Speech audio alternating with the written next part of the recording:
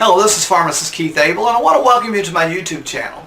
Now, when I originally started doing these videos, my intention was to teach folks how to get control of their finances and to teach them how to grow their income, to do like Dave Ramsey suggests, and to live a life of financial peace and prosperity.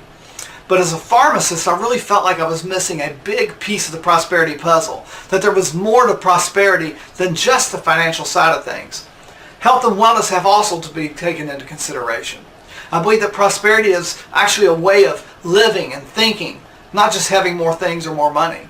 To have time and the financial freedom to enjoy life at your own pace, to achieve personal growth and financial security without sacrificing family and health. To not live paycheck to paycheck. Health, wealth, personal development, familial fulfillment, and personal self-satisfaction all blended together in a balance and harmony. The ability to weather all storms of life, whether they're financial or physical, and to assist friends to cope with their struggles by coming alongside them and helping them rise above the turmoil that life throws at all of us. I think prosperity involves three things. Money, earned in a way that aligns with your inner self and your values. Happiness, which encompasses your health, service to others, and growing key relationships. And sustainability, which is a method of making money so you can prosper, increasing your health and your well-being for the long term. Now, there's no guarantee that rising early or eating the right things and getting a good night's sleep will make you rich. But the research shows that it does set you on the right track for success. After all, what good is your wealth if you're in poor health? And what good is your health if you've got no wealth? I want to be on that journey with you, which is why I've created this channel. In these videos, I want to help you to be there with you and to help you have a better physical health and share with you what I've learned over the past 25 years as being a pharmacist, using nutrition and supplementation to reduce our needs for the dangerous pharmaceutical drugs. I want to share with you what I learned in the financial services industry, how to get out of debt and achieve financial peace. And I want to help you along with your emotional well-being, as well as cover personal and professional development topics. Now, we're going to cover a lot of ground through these episodes, and I hope you walk with me. Let this video channel, this YouTube channel, be your prescription for health, wealth, personal development, familial fulfillment, and your overall personal self-satisfaction. Today I've got a special guest, Dr. Joel Wallach. In this episode, Dr. Wallach and I talk about blood sugar issues, nutrition, and supplementation, and how all this is connected to bring better health and personal well-being. After all, like I said before, what good is your wealth and your prosperity if you have poor health?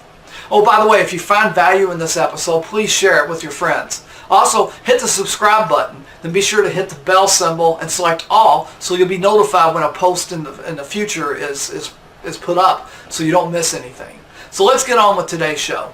Hello, everybody. This is Pharmacist Keith Abel with the Campaign for Nutrition podcast. I wanted to welcome you to the show today.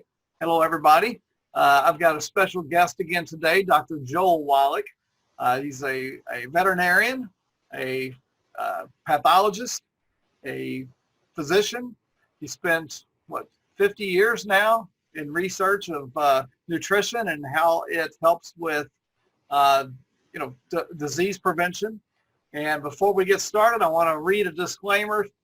The FDA and the FTC and everybody else wants these disclaimers nowadays. So I just want to say, the food and dietary supplement products sold by Youngevity are intended to contribute to the daily diet and overall health and are not intended for use in the prevention, treatment, mitigation, or cure of any disease or health-related condition. Individuals who have or suspect that they have an illness or who wish to commence a diet or exercise program should consult with an appropriately licensed healthcare practitioner for a medical history evaluation, diagnosis, treatment, and health recommendations. So got the legal part of it out of the way. Like I said, I am a pharmacist.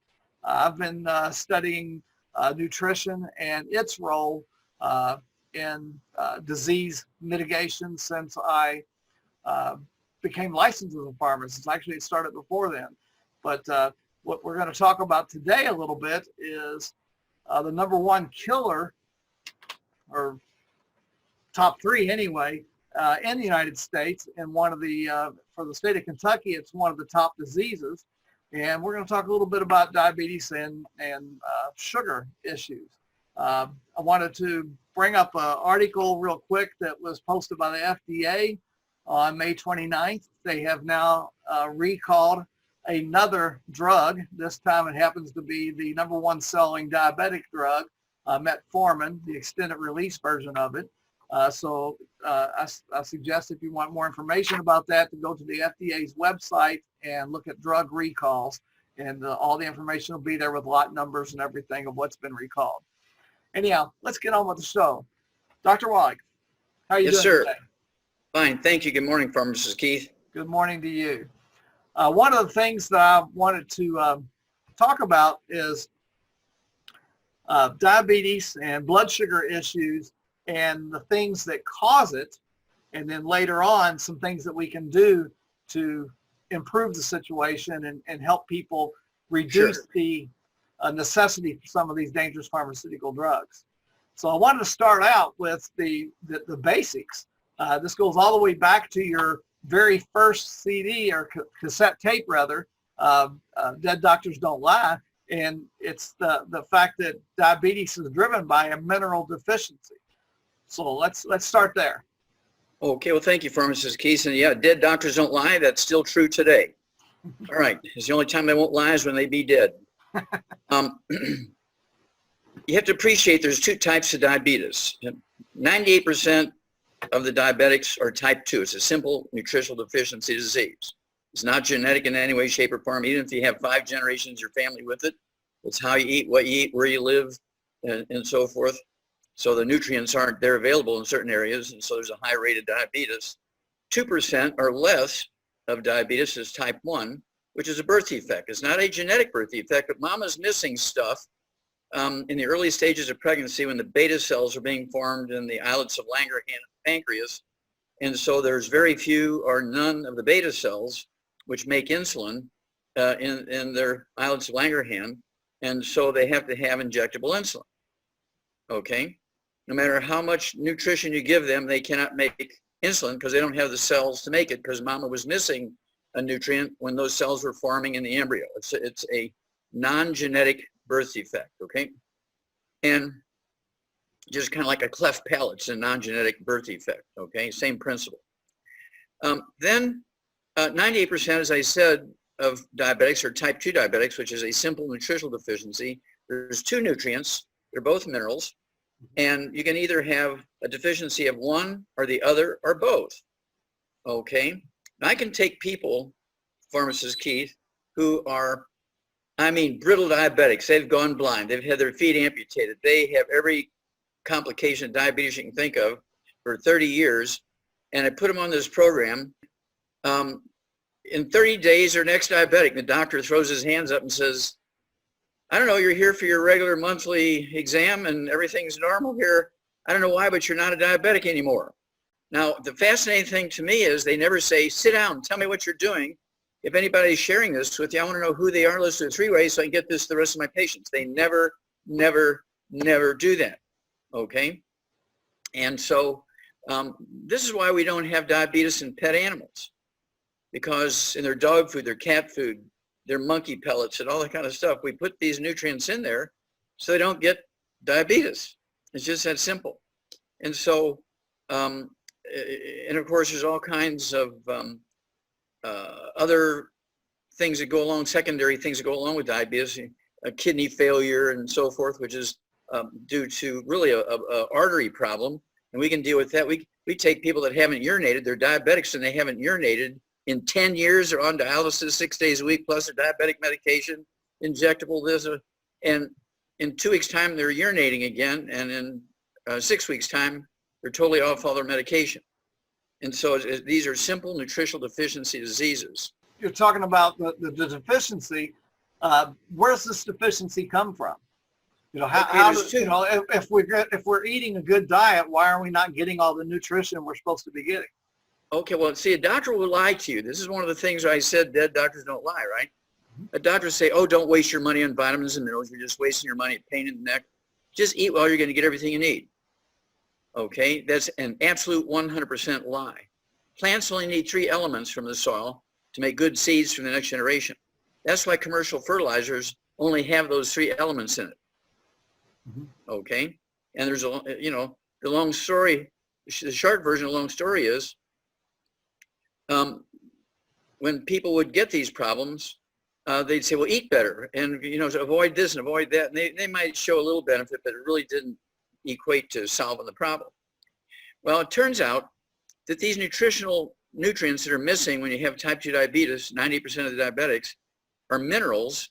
And nutritional minerals do not occur in a uniform blanket around the crust of the earth. They occur in veins like chocolate ice cream. They occur in veins like gold and silver, or veins like coal. And no matter how well you eat, it'd be the same as your mechanic telling you, don't waste your money and time putting oil in your car. You're just wasting your money.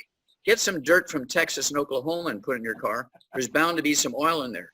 Now, even an insane person would laugh at that mechanic and run around town telling everybody what a nut that mechanic is because he wants you to put dirt in your car instead of oil. Okay, that's the equivalent. Yeah. Okay, and so the other issue is, let's say those nutrients are in the soil where you live, and the rate of diabetes is lower there than it is in neighboring counties or the next state over or whatever, because you're getting some of those nutrients in your food. But the other issue is absorption. There's a substance in hard grains like wheat, barley, rye, and oats, you know, oatmeal for breakfast, Right. Cream of wheat, the breakfast of champions, Wheaties, all that kind of stuff, pancakes, waffles, French toast. That's all gluten, gluten, gluten, gluten, okay? And gluten causes damage to your intestines. Those little finger-like villi, when you cut a body open, if the intestines are healthy, the lining of the small intestine should look like a shag rug with those little finger-like villi. But if you've been eating gluten, all this wheat, barley, rye, and oats, even beer is made from wheat, barley, rye, and oats, unless you're drinking beer from Japan and China made from rice, which is okay. Those villi go away. You lose 97, 90% of the absorptive surface in your intestines, and the surface that's left should be moist mucosa like the lining of your mouth to have efficient absorption. Well, when you lose your villi, that lining of your intestine now is like the lining of a garden hose, and it's like canvas or leather or something like that. And so you're down to where you're not going to absorb much of anything. Well, I'm 50 pounds overweight. Well, calories are tiny little particles. You're going to absorb calories, but you're not going to absorb nutrients. So you have diabetes, whether it's type 2 or type 1. You want to get rid of all the bad stuff. No fried foods, no processed meats, no oils, no glutens, no wheat, barley, rye, and oats. And in any way, shape, or form, you cannot have one cheat day per month. You cannot have one cheat meal per week. No, no, no. You got to be obsessively, and everybody in your household, dog, cat, bird, fish, partner, spouse, roommate, kids, everybody's got to be obsessively gluten-free. And then you take, per 100 pounds of body weight, you take one of our healthy blood sugar packs and take your fasting blood sugar. And as your blood sugar begins to drop by the numbers, you can reduce your medication. Don't cold turkey off your medication. You do it based on the numbers. No, you do it based on the numbers. And it can happen in anywhere from 2 weeks to 2 months, that if you're doing everything right and if you're absorbing, you're taking the right dosage, you will see a reduction in your blood sugar levels, and you can reduce your medication. And but you have to stay on the program forever, because how long do you need oxygen, pharmacist Keith? Forever. Yeah, well, that's how long you need these nutrients. Yep. Now, people ask me, well, why don't you tell me what that mineral is? I used to do that. 50 years ago, I was so excited. It's this mineral, it's this mineral. And people would run to the store and they'd buy that mineral, and then 3 months later they were dead. Because they would drop off their medication and they'd take that one mineral and they were dead. Yeah. They'd say, well, how's Frank doing? Well, he died 2 months after he started your program. What do you mean he died? Well, yeah, he got that mineral, he started taking it, and he died. Well, did he take all 90? No, he just took that one. He didn't want to spend $2 a day, and he could get that mineral where he could get it for like 10 cents a day. Well, that's why he's dead, because you need all the cofactors, okay? Yeah. Because all of our tissues need the 90 essential nutrients, not just that one. Yeah, that's where I see in the pharmaceutical world, you know, they'll come out with a study that says this vitamin or this mineral does absolutely nothing, but they're not ever combining it with all the other cofactors that it needs in order to work optimally. and they're also usually not giving a dosage form that absorbs well, or they're not giving enough. So you see that all the time in the pharmaceutical world. Well, everybody knows that calcium by itself is good, but if you want to maximize the calcium, okay, there's 59 other minerals you need to go along with it, including phosphorus and copper and zinc and let's see here. You need vitamin D3 and you need vitamin C. You need all that stuff for that calcium to work, okay? Otherwise, you're wasting your money and your time. You're not going to get the results you're looking for. But people know about vitamin D3 and other minerals necessary to make the calcium work, because vitamin D3 is a vitamin. And of course, everybody, get out in the sun, it's free, lay out in the sun. Well, that's good. But even if you're in Florida and in the Gulf states and Eastern Texas and California, you still need to supplement with vitamin D3. Why is that? Well, everybody's been told by their doctors, put sun blocker on your skin so you don't get skin cancer. And so they can't create vitamin D3 in their skin like they should because they have these sun blockers on. So they still need to supplement with vitamin D3, even though they live in a sunny place.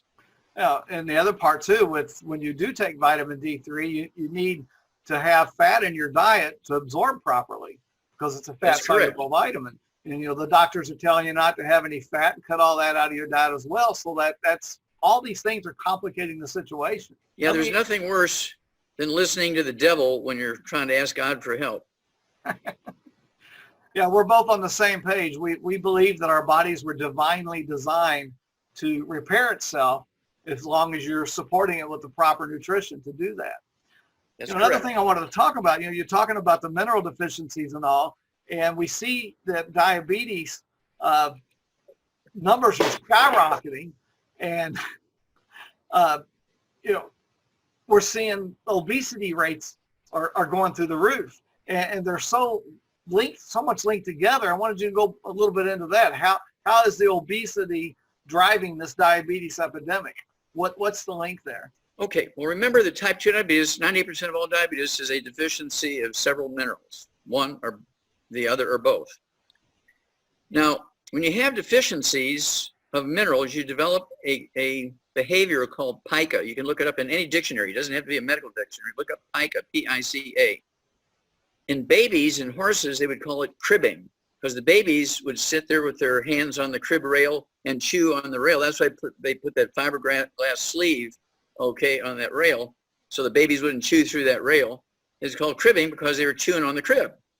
And so when horses would chew on that top rail of the stall that they're in, it's caused by the same deficiencies of nutrients, okay? And they're looking for those nutrients. Grandma used to go out in the yard with a spoon and eat dirt. She would also eat wood ashes. Grandma would put wood ashes in her oatmeal for breakfast, and the oatmeal, of course, is gluten, but she's craving stuff, and so she's putting wood ashes in her oatmeal. They'd put wood ashes in everything they made, in gravies and things like that, because it satisfied that craving. Well, wood ashes are not carbon. Wood ashes by weight are like 95% minerals. They're left when you burn the wood in the tree, okay? And so this is a universal thing of all vertebrates. When you see horses and cattle out there in the pasture, and they got these big red salt blocks, and they're licking that salt block, they'll stand there all day and lick that salt block because they're minerally deficient. They're looking for something, and the salt attracts them, so they're licking the salt. And the reason why they made it a red salt block, it has a lot of trace minerals in it, is added to it. The white salt blocks are 100% sodium chloride. The red salt blocks have trace minerals added to it. And the farmer knows, I'm going to get muscular dystrophy in my calves if I don't get the mother to have some of these nutrients, okay? Because muscular dystrophy is not a genetic disease like they wanted you to believe. It's a simple nutritional deficiency.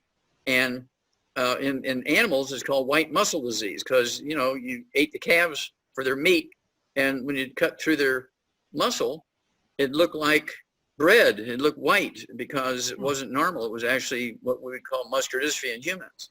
We gave that stuff to Jerry Lewis 2 years before he died, and the Muscular Dystrophy Association fired him, shut off the telethon. That's why you don't hear anything about muscular dystrophy anymore. And then 2 years later, I'm sure he was broken-hearted and he died from a broken heart. Yeah. Yes, they took his passion away from him. Yes. Okay, so the obesity epidemic's being driven by this Mineral deficiency. deficiencies. That's right. You got it. And so is that why most diets don't work? Is that the root cause? Yeah, because most diet they're just cutting calories, and that's the people will just find more creative ways to eat stuff looking for those minerals. Now they don't know what they're looking for. They just know that their food isn't satisfying them. So I could eat 3 desserts and it doesn't satisfy my cravings. Okay, and that's because you're not looking for chocolate. You're not looking for dessert. You're looking for these nutrients. As long as you're taking those minerals, your appetite goes away. Your cravings go away. And so you don't have to eat 6 desserts and still be looking for something. You got to stay away from all the bad stuff, the gluten, wheat, brown, rye, and oats. You can maximize absorption of the minerals, and then no more cravings. Yeah. You mentioned oats, and a lot of people will say, oh, well, oats are gluten-free. But don't oats have a protein that's very similar to gluten, and that's why it causes the same problem? Well, the gluten in oats is called gliadin. If I shoot you in the head with a projectile, it's going to kill you just like if I shoot you in the head with a bullet. Doesn't matter what you call it. Right. It still does the same thing. So gliadin in oats does the same thing to your intestines as gluten in wheat, barley, rye, and oats. Yeah. You cannot have one cheat day. You mean I can't have oatmeal for breakfast on Sundays before church? No. Not if you want to live long enough to keep going to church. Okay. Yeah, I think a lot of people miss that point because they're just looking at the fact that it's gluten free supposedly if they're able to process it on a gluten free plant and all that. Sure, it's gluten free, but it's not the gluten in the oats that's causing it. It's that other protein that is very similar. Yeah. Yeah, gliadin. Something else I wanted to mention too is a lot of people they look at the pharmaceuticals as the answer to their diabetes, but I don't think they realize that all the different diabetic medications are trying to force the body to take up that sugar and store that sugar as fat, basically.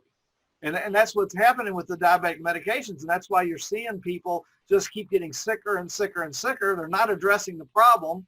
They're doing artificial chemicals to force the body to do something that's already worn out from doing. And it's just a crazy cycle that goes on and on and on.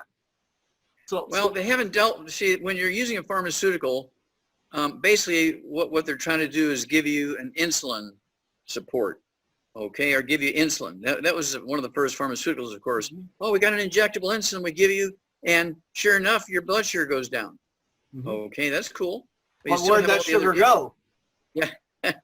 You still have all the other issues that you're going to deal with because of those deficiencies. Now, it wasn't that your body wasn't making insulin. You mm-hmm. couldn't use it because you were missing those nutrients, which are the cofactors to be able to use the insulin. And so then they came out, of course, people complained about having to take shots 3 times a day. So they came up with the oral metformin kind of thing. Well, I tried that and it didn't work. So they said I have type 1 diabetes. I said, well, how old were you when they diagnosed you with type 1 diabetes? I was 62. Well, your doctor should go to jail because you didn't have type 1 diabetes, okay? And the reason why the insulin worked was you're taking insulin in without having to go through the intestines, okay, which are damaged.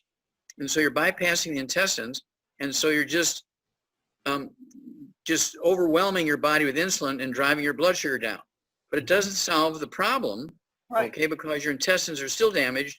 You cannot absorb these nutrients, and you can absorb sugar, which are tiny little particles, and you'll gain weight, but you're not going to be happy and healthy unless you get rid of the gluten so you can absorb all the nutrients, and then everything works like it's supposed to. Yeah, that sugar's got to go somewhere. And I don't think people realize that what's happening with these medications is it's forcing your body to use that sugar, to store that sugar somewhere. And that's why it seems to, even though they control their weight, they still they control their sugar, their diabetes, they still continue to gain more and more weight. They overwhelm the liver and the kidneys because all that sugar still has to go somewhere, pulling out of the bloodstream and storing it. Yeah, you're exactly right. And that excess sugar oxidizes and causes plaque in the arteries, mm-hmm. both in the coronary arteries in the heart and the brain. Mm-hmm. You have vascular dementia. You also get kidney failure because the little arteries carrying the dirty blood into the kidneys are blocked. And boy, the doctor's happy. Now he can do bypass surgery. Now he can do bypass surgery in your heart. He'll put you on dialysis, and he can send his 3 sons to college. So And we so- need to. You need to do 2 things, Pharmacist Keith. 3 things, actually. What I want people to do, and I'm going to precede my remarks, if I may, with something that Johns Hopkins came out with last Thursday. Okay. Okay, they said the 3rd leading cause of death in America. Okay, we should be very interested in that. The 3rd leading cause of death in America is, medical errors in hospitals. Mm-hmm. Medical errors in hospitals. Not COVID, not cancer. Well, cancer is number 2, but I'm not sure if it's cancer that's killing them or the chemotherapy and radiation. The treatment for the cancer, yeah. Exactly. And so what John Hopkins said, and this was on TV and I couldn't believe it. So I went and looked it up, and sure enough, they said each year in America, by simple medical errors, by errors of the medical doctor, he'll give you double he'll give you. Bear with me while Dr. Wallach gets back on here.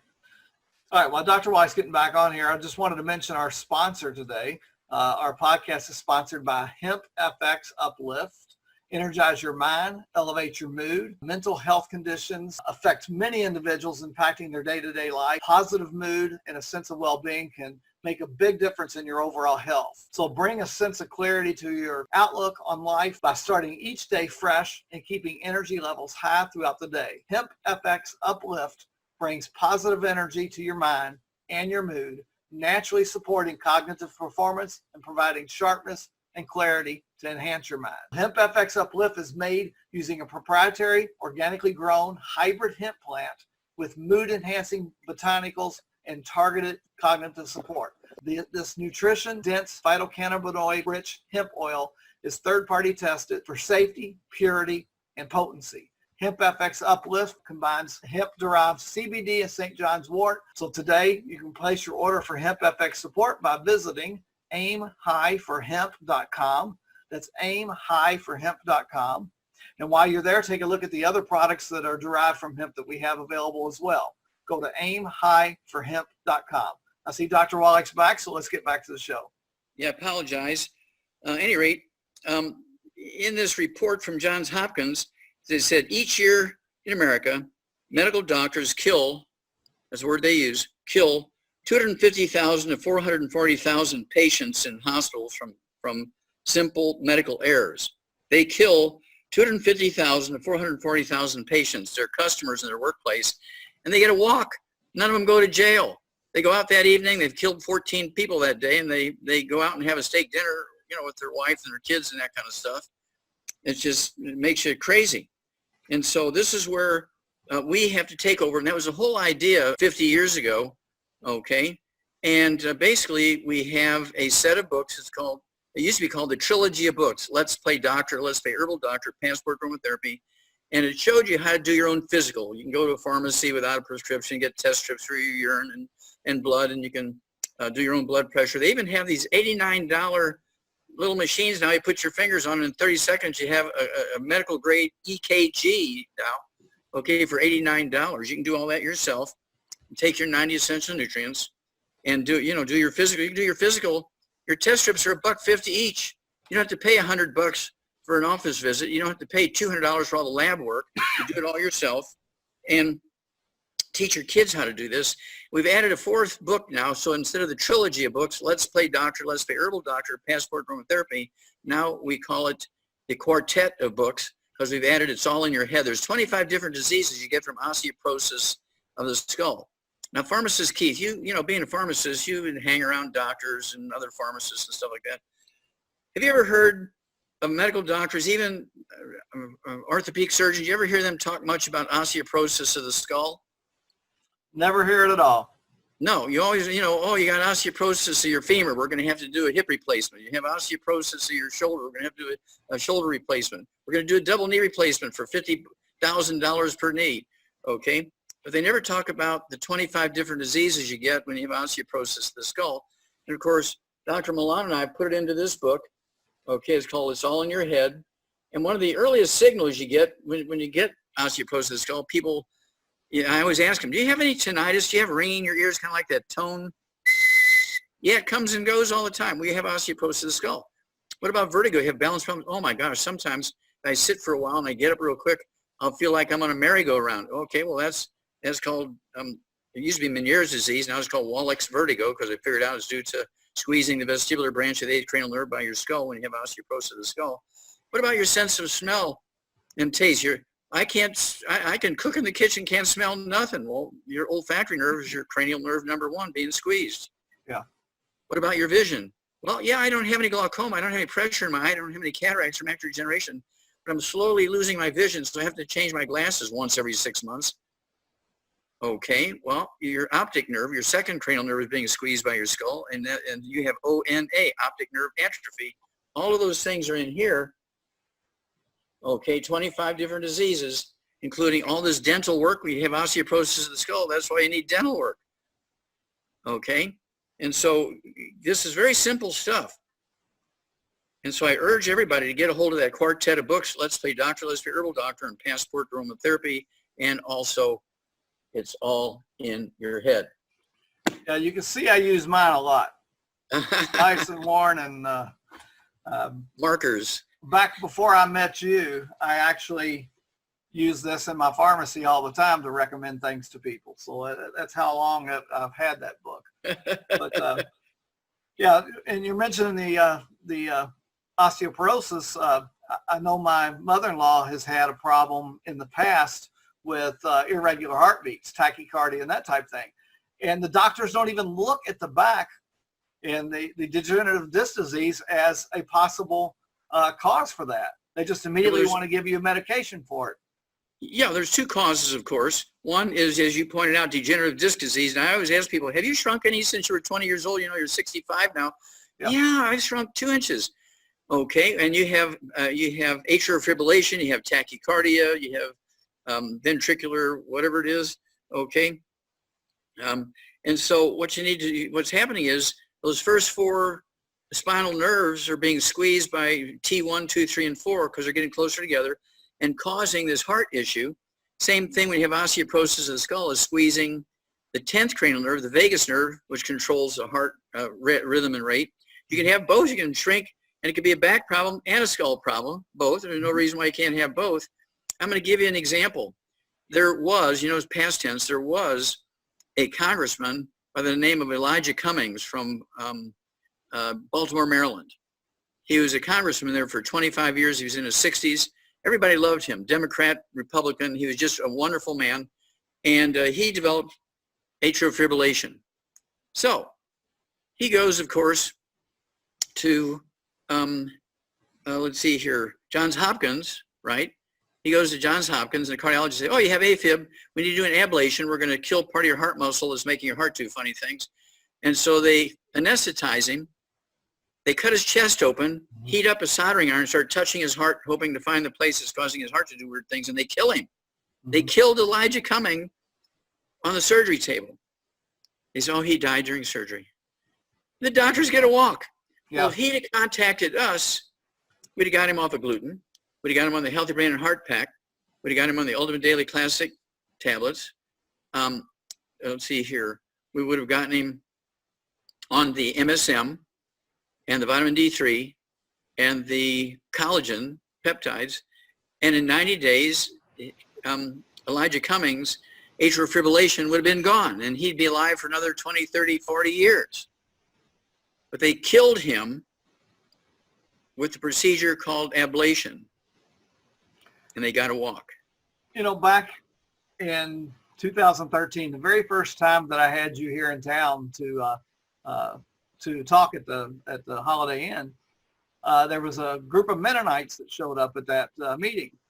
And one of the guys there was 40 years old, and he had degenerative disc disease so bad that, they've already maxed out the opioids they would give him and told him that he's never going to work again in his life. And you noticed right away, one of the things you asked him right away, his cheeks were red.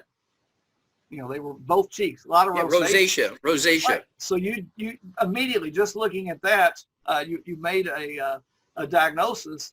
And what I found amazing is a few months later, you and I went to that community where he lives down in Alabama, and you're looking out on the crowd, and so many of the people had the same problem, and they were all having different medical ailments, but that was the one thing that was common in all of them.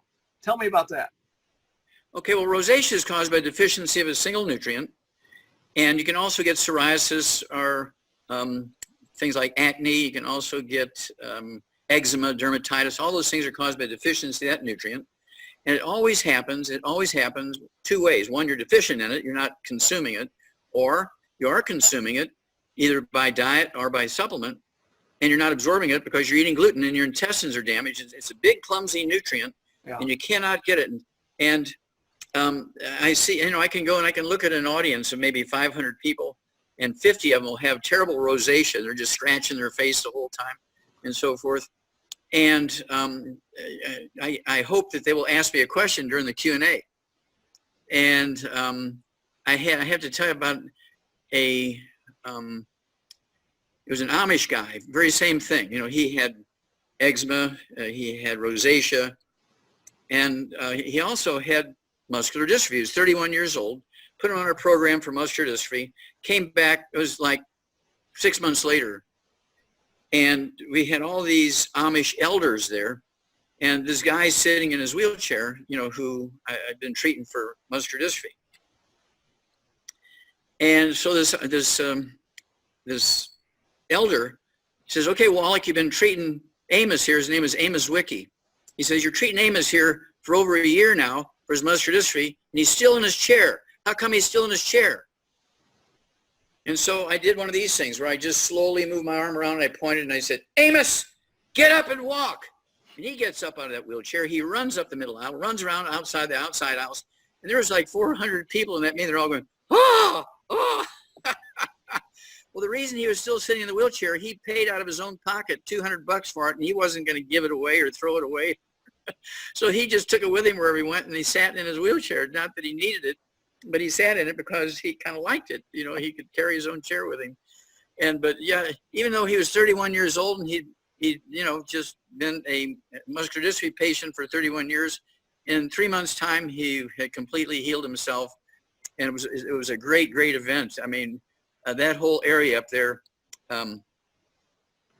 it's actually in Utah, okay, because of the Amish, and it's a beautiful story. Yeah, well, with my Mennonite folks that we went to see, it's like they were all saying they had different ailments.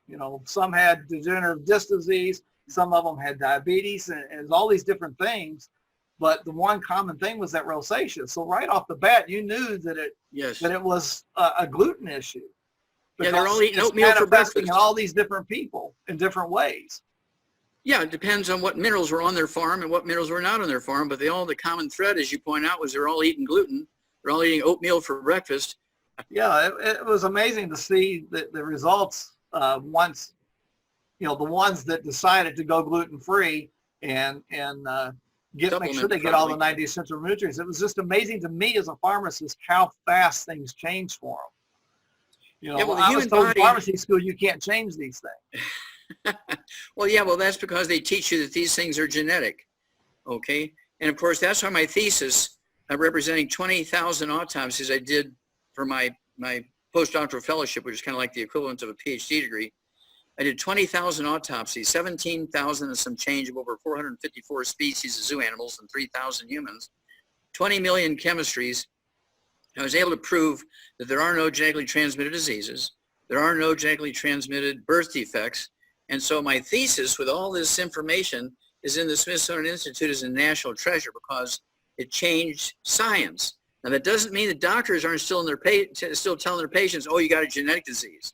Now, the reason why they tell them that is so they won't go looking for the answer. They say, well, yeah, you got a nutritional deficiency. They're going to be out there digging through everything looking for the answer.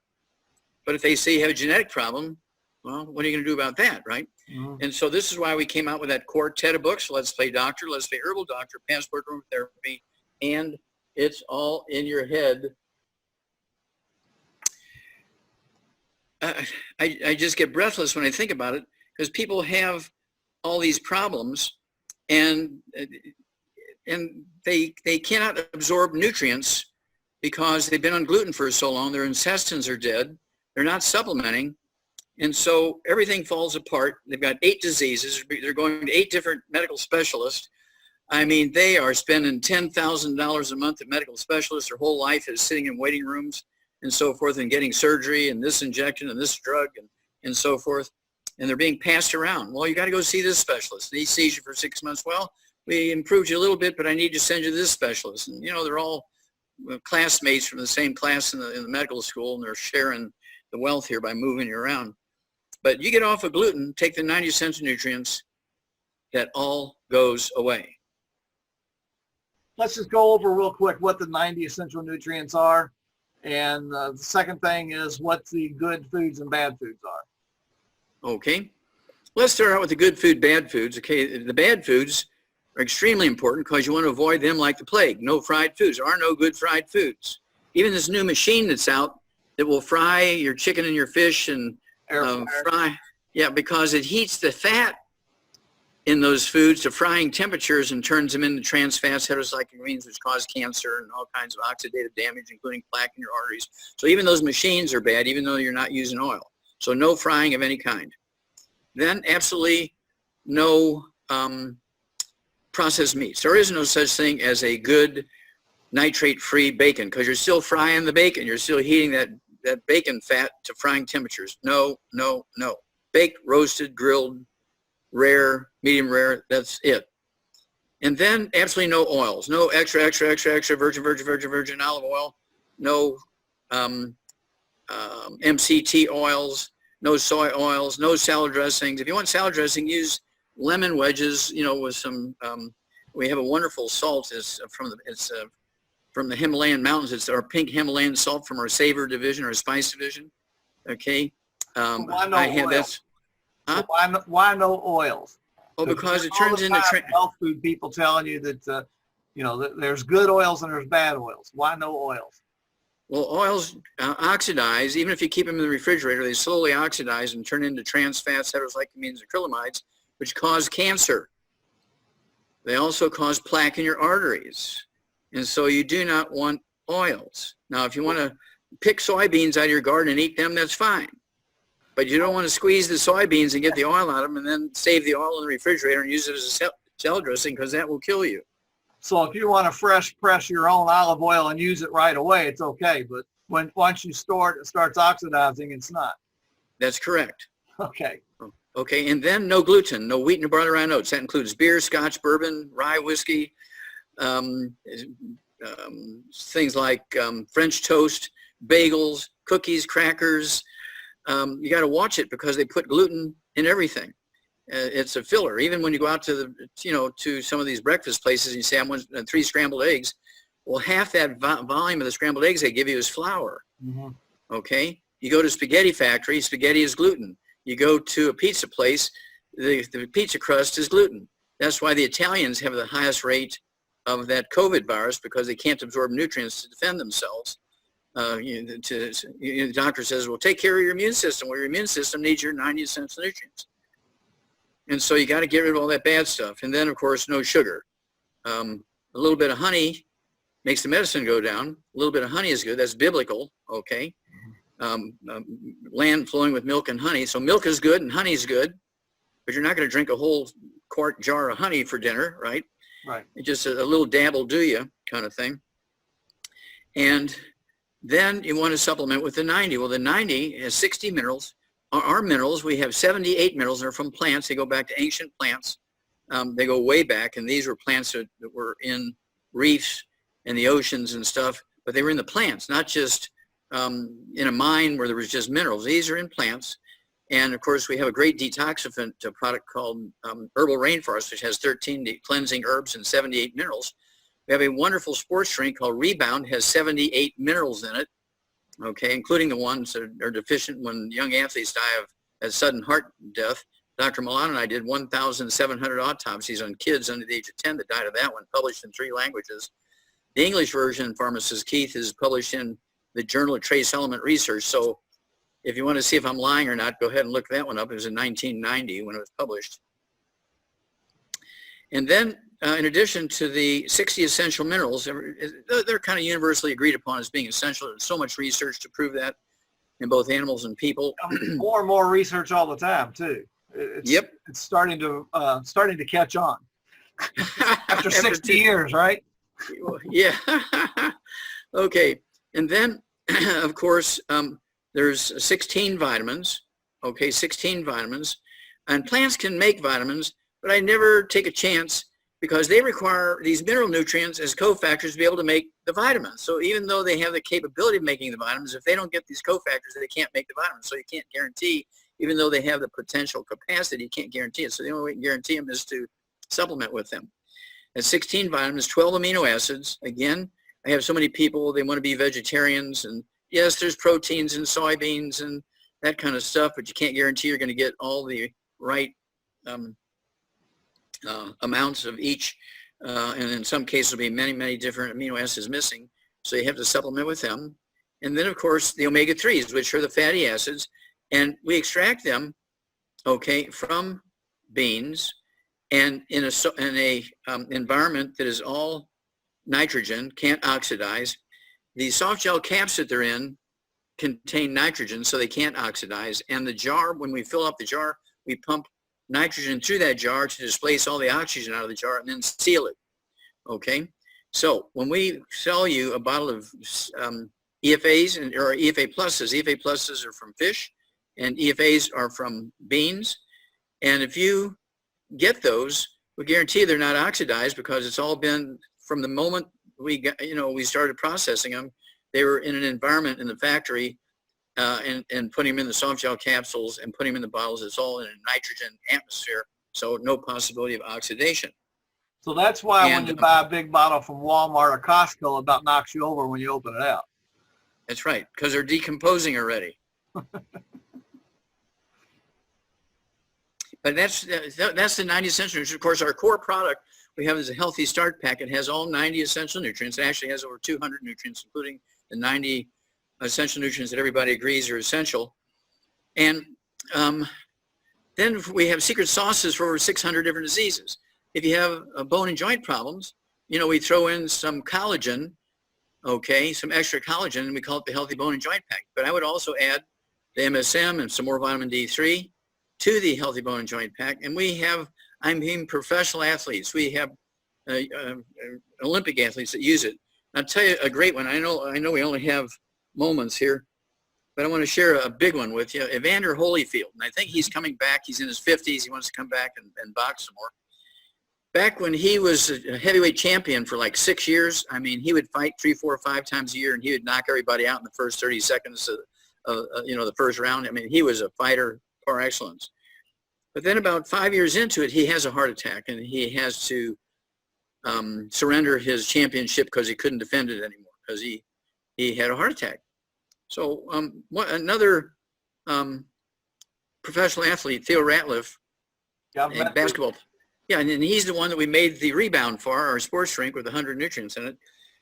He brought the information to me about Evander Holyfield, and we came up with a program, the Healthy Brain and Heart Pack for him, okay, and the Ultimate Daily Classic tablets and so forth, and MSM and all that kind of stuff. And in 6 months' time, his heart heals. It's all perfectly normal. And so he goes back to training, and in 6 months' time, he has to fight to get his championship back. They're not going to give it back to him. He has to fight to get it back, and he fought and he won, knocked the guy out in the third round. He fought for 3 more years before he retired, and of course he used our 90 essential nutrients and the Rebound and all that kind of stuff.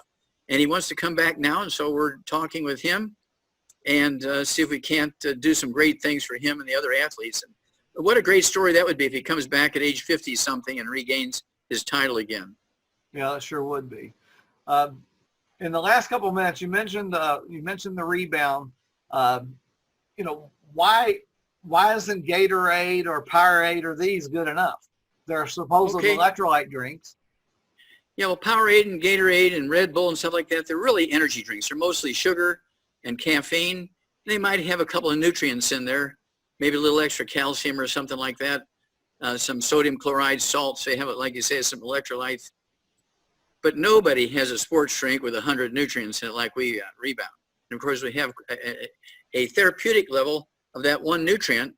And when it's deficient, you're going to die of a heart attack when you're exercising. You see this all the time, these 8 and 10 and 12 and 18-year-old and 16-year-old and 23-year-old young athletes, they die of this heart attack during practice, or they have a strenuous practice and they go home and they die of a heart attack or something like that. Or they die during halftime, playing professional football or something like that. And that's due to a deficiency of a single nutrient. That's the one that's deficient in Qishan Province, China, where Dr. Milan and I did 1,700 autopsies on kids under the age of 10 that died of this hypertrophic cardiomyopathy heart attack, a deficiency of that. And it's published in the 3 languages. And that's the one that gave us the clue for sure that sudden infant death syndrome was caused by that deficiency. Only 2% of the babies that died of sudden infant death syndrome or crib death were in the beds with their mothers when they died. 98% weren't. We did many of those autopsies. None of them suffocated. They all died of that heart attack. Okay? So it took us years.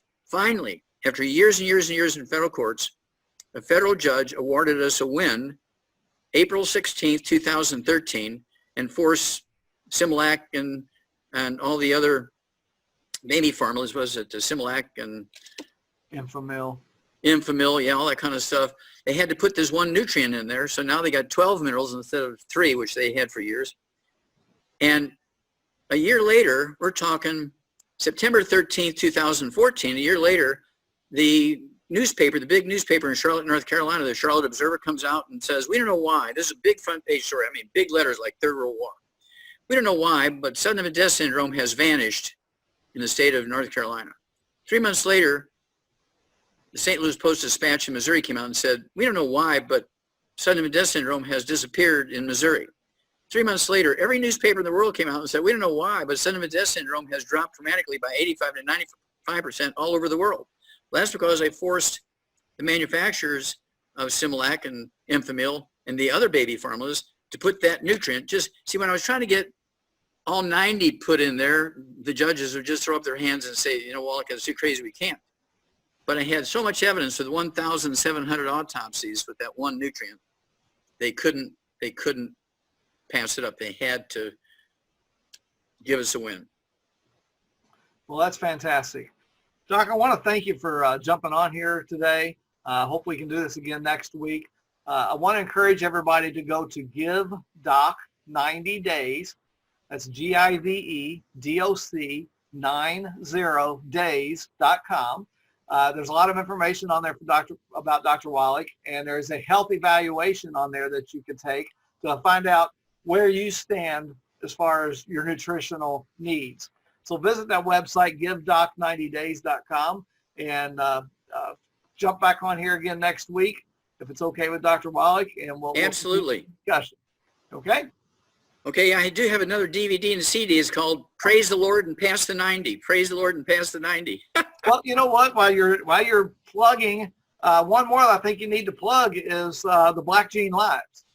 Okay. Well, yeah, right now, with all this issue with the black genes and the black community, again, Dr. Milan and I came out with this book many years ago. This all started out with Pastor Creflo Dollar and his 12-year-old daughter who had a, quote, genetic form of asthma, and she was born with. And, when 12 years old, she only had weeks to live. So one of his people in his church contacted me, can we help her? I said, yeah. And in 2 weeks' time, just using our Healthy Start Pack and some extra of the nutrients, her asthma went away. And Pastor Dollar said, okay, Wallach. Now remember, this is from Atlanta, Georgia, big church. He says, now, is the same thing about genetics true in the black population about all the diseases? Yeah, there's no such thing as genetic high blood pressure, diabetes, arthritis, heart disease, cancer, liver disease, lung disease, and all that kind of, there's none of that kind of stuff. Okay, it's all nutritional deficiency. So he gave me about 13 of his people, seniors in his church, were suffering from, many of them had all of those things, right? So in 3 months' time, they were all reversed, all back to normal. And he had me speak at the church. We have the CD, all Black Gene Lies, goes over all these diseases thought to be genetic in the blacks, which are not. And then, of course, he published the first 10,000 copies of this book, okay, Black Gene Lies. And so every black kid in America, every black kid in the world needs to read this book. Every doctor, everybody who's going to be treating patients, including black patients, should read this book, and they should give them a special test just on the contents of this book, because there are no genetically transmitted diseases in black people, white people, yellow people, red people, or any people. So Dr. Wallach, again, I thank you very much. And folks, go to givedoc90days.com and take that health evaluation and see where you stand with your health. Thank you again, Doc. Oh, thank you. God bless you, sir. God bless you, Pharmacist Keith. Bye-bye. I hope you enjoyed today's episode with Dr. Wallach, and if you found value in the episode, please share it with others. Also hit that subscribe button, then be sure to hit that bell symbol and also select all so you'll be notified when I post a new episode in the future. Also, to get those free gifts that I mentioned in the video, visit dddlvideo.com. That's D as in David, D as in David, D as in David, L video.com, and you'll get that report from Dr. Wallach on why young athletes die, as well as his video where he talks about how the medical system has failed us all, called Somebody Needs to Go to Jail.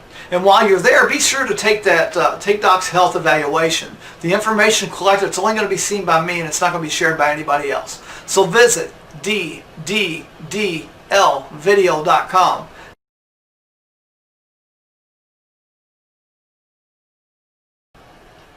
Hello, this is Pharmacist Keith Abel, and I want to welcome you to my YouTube channel. Now, when I originally started doing these videos, my intention was to teach folks how to get control of their finances and to teach them how to grow their income, to do like Dave Ramsey suggests, and to live a life of financial peace and prosperity. But as a pharmacist, I really felt like I was missing a big piece of the prosperity puzzle, that there was more to prosperity than just the financial side of things. Health and wellness have also to be taken into consideration. I believe that prosperity is actually a way of living and thinking, not just having more things or more money. To have time and the financial freedom to enjoy life at your own pace, to achieve personal growth and financial security without sacrificing family and health. To not live paycheck to paycheck. Health, wealth, personal development, familial fulfillment, and personal self-satisfaction all blended together in a balance and harmony. The ability to weather all storms of life, whether they're financial or physical, and to assist friends to cope with their struggles by coming alongside them and helping them rise above the turmoil that life throws at all of us. I think prosperity involves three things: money, earned in a way that aligns with your inner self and your values; happiness, which encompasses your health, service to others, and growing key relationships; and sustainability, which is a method of making money so you can prosper, increasing your health and your well-being for the long term. Now, there's no guarantee that rising early or eating the right things and getting a good night's sleep will make you rich. But the research shows that it does set you on the right track for success. After all, what good is your wealth if you're in poor health? And what good is your health if you've got no wealth? I want to be on that journey with you, which is why I've created this channel. In these videos, I want to help you to be there with you and to help you have a better physical health and share with you what I've learned over the past 25 years as being a pharmacist, using nutrition and supplementation to reduce our needs for the dangerous pharmaceutical drugs. I want to share with you what I learned in the financial services industry, how to get out of debt and achieve financial peace. And I want to help you along with your emotional well-being, as well as cover personal and professional development topics. Now, we're going to cover a lot of ground through these episodes, and I hope you walk with me. Let this video channel, this YouTube channel, be your prescription for health, wealth, personal development, familial fulfillment, and your overall personal self-satisfaction. Today I've got a special guest, Dr. Joel Wallach. In this episode, Dr. Wallach and I talk about blood sugar issues, nutrition, and supplementation, and how all this is connected to bring better health and personal well-being. After all, like I said before, what good is your wealth and your prosperity if you have poor health? Oh, by the way, if you find value in this episode, please share it with your friends. Also, hit the subscribe button, then be sure to hit the bell symbol and select all so you'll be notified when a post in the future is put up so you don't miss anything. So let's get on with today's show. All right, everybody. I want to welcome you to the Campaign for Nutrition podcast with special guest, Dr. Joel Wallach. He is a veterinarian, a pathologist, and a researcher in nutrition and wellness. And today we're going to talk about bone and joint issues and what causes them, what's behind all the epidemic of bone and joint problems in America, arthritis and all the other related things, and what type of nutrition and supplementation and so forth that you should take to help offset that and give your body what it needs to help support and repair itself. Dr. Wallach, how are you this morning? Well, very fine. Thank you. I'm going to throw in, I'm also a physician. You left that out. Sorry about that. Naturopathic physician licensed in California and Oregon. But yeah, of course, all vertebrates require the 90 essential nutrients, 60 minerals, 16 vitamins, 12 amino acids, 3 fatty acids. That's because all of our tissues come and go. Even bones come and go. Cartilage comes and goes. Tendons, ligaments, connective tissue comes and goes. And our stem cells require raw materials to rebuild or repair cells and all these tissues and mineral reserves and so forth. And so it's a constant flow of stuff going out, and it should be a constant flow of stuff coming in to replace it. And if you don't replace it, the outgo exceeds the income, and so it's kind of like nutritionally you go bankrupt. Okay, so what causes the nutrition deficiencies, and what deficiencies are there that's related specifically to the bone and joint problems? Well, we're talking about primarily minerals, but there's vitamins involved too. You know, vitamin D3 and vitamin A and vitamin C and vitamin K and so forth. All of these are involved in bone health. But then there's 60 minerals that are required. And unfortunately, Pharmacist Keith, nutritional minerals do not occur in a uniform blanket around the crust of the earth. They occur in veins like chocolate and chocolate-level ice cream. They occur in veins like gold and silver and coal. And some places have none. That's why, you know, in the old days, herds of wild animals would migrate through areas and they wouldn't stay there very long because there's nothing there. Okay, same way with people. They'd have flocks and herds and they would migrate through places because they knew if they stayed in one certain place, all their animals would die. So they wouldn't stay in these places very long. It was just a route to get from here to there. Well, these nutritional minerals occur in veins, as I said. And, you know, in some places, there'll be 2 minerals, in some places there'll be 5, and some places there's 8, some places there's 12, and some places there's 20, and some places there's 25, and some places there's 30, and some places there's 40, and some places there's 60, and some places there's 70. And when you look at the health and longevity of animals and peoples, you can just tell, okay, there's got to be a lot of minerals there because the average lifespan in this particular area, this country or this zone, is in their 80s and 90s. Whereas 500 miles away, the average lifespan is 45. Which one's going to have more minerals? And, you know, when a doctor says, look, you got some arthritis here, you got some bone and joint problems, you got some ball and socket problems, your hip, your knee, your skull, and your first cervical vertebrae, and your knees and so forth, your ankles and your elbows and your shoulders. You got problems here, and we're going to have to do some, you know, double knee replacements for $50,000 a piece. And we're going to have to give you a hip replacement and all that kind of stuff for $50,000 a piece. But I can give you some pain relief for maybe it'll work for 6 months or a year, but after that, we're going to have to do the replacement. Well, you need to flee from that doctor because he has 3 kids he wants to put through college, and he's using you to put his kids through college. Okay? He's either ignorant or a thief. There's only one thing worse than a thief, and that's an ignorant thief. Okay? And so in veterinary medicine, we don't have health insurance for animals. And a farmer would go broke in 1 year if he had the veterinarian come out and, you know, do all these things for animals like they do for people. And so we learned a long time ago that if we put minerals in the animal's food, we eliminate over 600 different diseases that afflict people in all vertebrates. And so when I was a kid, to make a long story short, I had terrible behavioral problems starting when I was age 4. And my mom and dad, took me to city doctors. They took me to 20 of them over a period of 5 years. By the time I was 9, I'd seen 20 different doctors, and they all wanted to put me on drugs and institutionalize me. And the last one was a lady, pediatrician, eye doctor, behaviorist kind of thing. And her name was Mary Jane Skeffington. And I'll never forget, I'm 9 years old. She says, well, we're going to have to institutionalize him. I said, well, Mom, what does that mean? She says, well, they're going to put you in a hospital. I said, how long am I going to be in there? And she said, well, maybe for the rest of your life. Well, to a 9-year-old, that didn't sound good. No. Okay.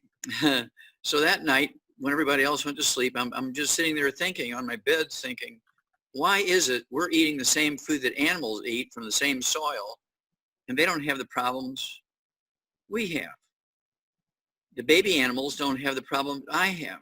What's going on here? And I thought, uh-oh, we're giving them all these vitamins and minerals we don't take.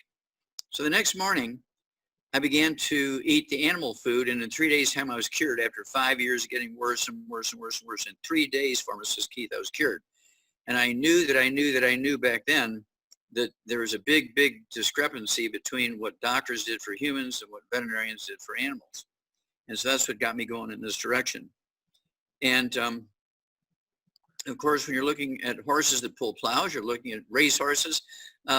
They've got a bad thing going on here in one of the racetracks in California, in San Diego. I think this year so far they've had 19 horses they had to destroy because they had hip problems and knee problems and shoulder problems and so forth. And, to put a artificial joint in a racehorse is a waste of money and time. And so they just destroy them. And so what I need to do is look at, see, what feed they're giving them. If they're just giving them oats and hay, or are they giving them some kind of pellet that doesn't have a very good spread of the minerals necessary for bone health. There's something going on, because you can't have 19 horses in one track. All the other tracks are fine. Yeah, they're trying to blame it on the track and the they're trying to blame composition. The surface of the track. Yeah. Yeah, that never made sense to me. From Kentucky, being familiar with horse racing, it just never made sense that one track would have all these problems, but I'm sure other tracks across the country have the same turf, and that never made sense to me. Yeah, no, it's a food problem, and so I'm going to start working on that here before this month is over, because I know I'll figure it out in just a couple of days by looking at what they're feeding them compared to what the other tracks are feeding their horses. The other tracks aren't having any problems. So it's got to be something very, very significantly different. Right. And so, to make a long story short, I went to agricultural school, University of Missouri. My major was in animal husbandry and nutrition. My minor was in field crops and soils. I also went to veterinary school at the University of Missouri, got that degree. I got half my pathology degree at the University of Missouri. I went to Iowa State University to try and finish it up. And halfway through that, Marlon Perkins from the old Mutual Omaha Wild Kingdom show, I had worked for him as a kid. He sent me to Africa, and I worked for 2 years in the White Rhino Conservation Project. And as a pathology student, I ran into the first mass die-off in America from pollution. It was a holiday, 1962 is Christmas. Everybody else was on holiday, and I was there by myself. And I figured it out. 500 sheep died in one night. They were perfectly healthy, 6 months old, perfect, beautiful wool, perfect weight. They were going to go to the butchers to be butchered in a week or so, and they all died in one night. And so they brought me 50 bodies, and I figured it out. They had goiter. They all had goiter, and they all had methemoglobin. Their blood was the color of chocolate milk instead of blood. And so it was all due to nitrate poisoning. The fertilizer from the neighbor got into their water supply, and chronic 6 months worth of nitrates in their drinking water caused them also to have goiter. Instead of their thyroid glands being the size of an almond, they were the size of a plum. And so I got it all written up, and my professor said, well, this is your paper. You go ahead and publish it yourself. So I published it in 2 scientific journals. I sent copies to everybody. I was so excited, governors and senators, and also to Marlon Perkins. So when I was in Africa, he used my paper to get a $25 million grant from the National Institutes of Health, NIH, to study pollution, and he wanted me to be the pathologist on the project. I can't refuse. Marlon Perkins came back and did that. 10 years, did 20,000 autopsies, and showed no zoo animals, and all the big zoos in the United States died of pollution. No people living around the zoos died of pollution. But they all died of nutritional deficiency diseases in the zoo and people around the zoos. There were no genetically transmitted diseases, there were no autoimmune diseases, and there were no genetically transmitted birth defects. As a result, Pharmacist Keith, my thesis for my postdoctoral fellowship, which is the equivalent of a PhD degree, is in the Smithsonian Institute as a national treasure. I'm extremely proud of that. And right now, between Dr. Milan and myself, we have 15 published books. I think it's like 12 of them are between she and I together. The most recent one, It's All in Your Head, where we talk about osteoporosis and arthritis in the skull. So that brings us to today's subject, bone and joint stuff. Yeah, you talked about in the past, I traveled quite a lot with you, so I've been able to spend a lot of time with you. And you talked about in the past that back in Africa, you all put out all this clean water for the animals, and they wouldn't even drink the clean water. And that was one of those other aha moments that you had as to the link between the minerals and health. Yeah, they wanted to drink this, natural pond water that it was muddy and all that kind of stuff. Well, it had minerals in it, and they were driven to seek out minerals. And this is a behavior called pica. You can look this up in any dictionary. It doesn't have to be a medical dictionary. Just any dictionary will have the word P-I-C-A, pica. And this is where people get cravings. That's why they have snack foods and that kind of stuff, and they have treats and things, because people are deficient in minerals and they're craving snacks. And so they have all these snack foods. Well, before they had pretzels and potato chips and corn puffs, Grandma used to eat wood ashes out of the wood stove. Okay? Grandma used to go out in the backyard with a spoon and eat dirt. Little kids would chew on their crib, the rail on the crib, so that's why they put that fiberglass sheath on the crib rail to keep the babies from eating the crib, and they called it cribbing. Now, when horses chewed on the top rail of their stall in the barn, they called it cribbing, because it's like the babies chewing the crib. And So it's all that's because they're deficient, in minerals. And so that's why the agricultural industry came out with salt blocks for the animals. But these big salt blocks, if they're white, there's just sodium chloride, which will attract the animals to lick it. But if you see the red salt blocks, they have trace minerals and major minerals added to the salt. And those animals will stand there all day and lick that trace mineral salt block. Yeah, we've got up in Kentucky, we've got some natural salt licks. And I know the pioneers used to go to that area because they knew the animals would be there for their hunting. The deer would go there. Mm-hmm. Yep. And of course, now when you look at animal feeds, the veterinarians know this, so the animal feeds, they're very heavily weighted towards minerals in the animal feeds. And so this is where I learned how important minerals were. They weren't just something that some theorist was thinking about, that, an animal would run over you and kill you to get to the minerals. It's amazing how you connect those dots. As a kid, the calcium tablets, and then you get to Africa and it's the muddy water. You go to an Amish farm and you see all the rails all chewed up by the horses. That's the rails where the sweaty palms of the Amish guys would touch those rails. And it's just amazing how you connected all those dots. And I'm sure that's why you were chosen for the research project that you did. And I published that paper, and the first mass die-off from pollution in those sheep. I got that figured out, and I was only 22 years old at the time. And so, but I had been submersed in this mineral thing by the time I was 9 years old, because I had cured myself of something that was going to get me institutionalized for the rest of my life. And it was just simple nutritional deficiencies. Let's get on to bone and joint problems. I know a major surgery that we see, I work in long-term care, and the major thing that I see is either knee replacements or hip replacements in the elderly. So what's going on there? What's causing so many of these problems? And is there a simple solution to help those people repair themselves? Because you and I both believe that our bodies were divinely designed by God to repair themselves if they get all their 90 essential nutrients. So what's going on with the huge spike in replacements. Well, you're exactly right, Pharmacist Keith. We were given by the good Lord all of the equipment to repair ourselves and maintain ourselves. But we do need the raw materials for the equipment to do its work. The same thing, you could have the most beautiful factory that can produce anything, all the techie stuff and medical stuff and machines and this, that, and the other. But if you don't have trained technicians to operate it, if you don't have all the raw materials to put in the machinery, as they say in France, there ain't nothing coming out the other end. And the same thing is true with our joints. And you notice that most of these surgeries are done on weight-bearing joints, the hips and the knees.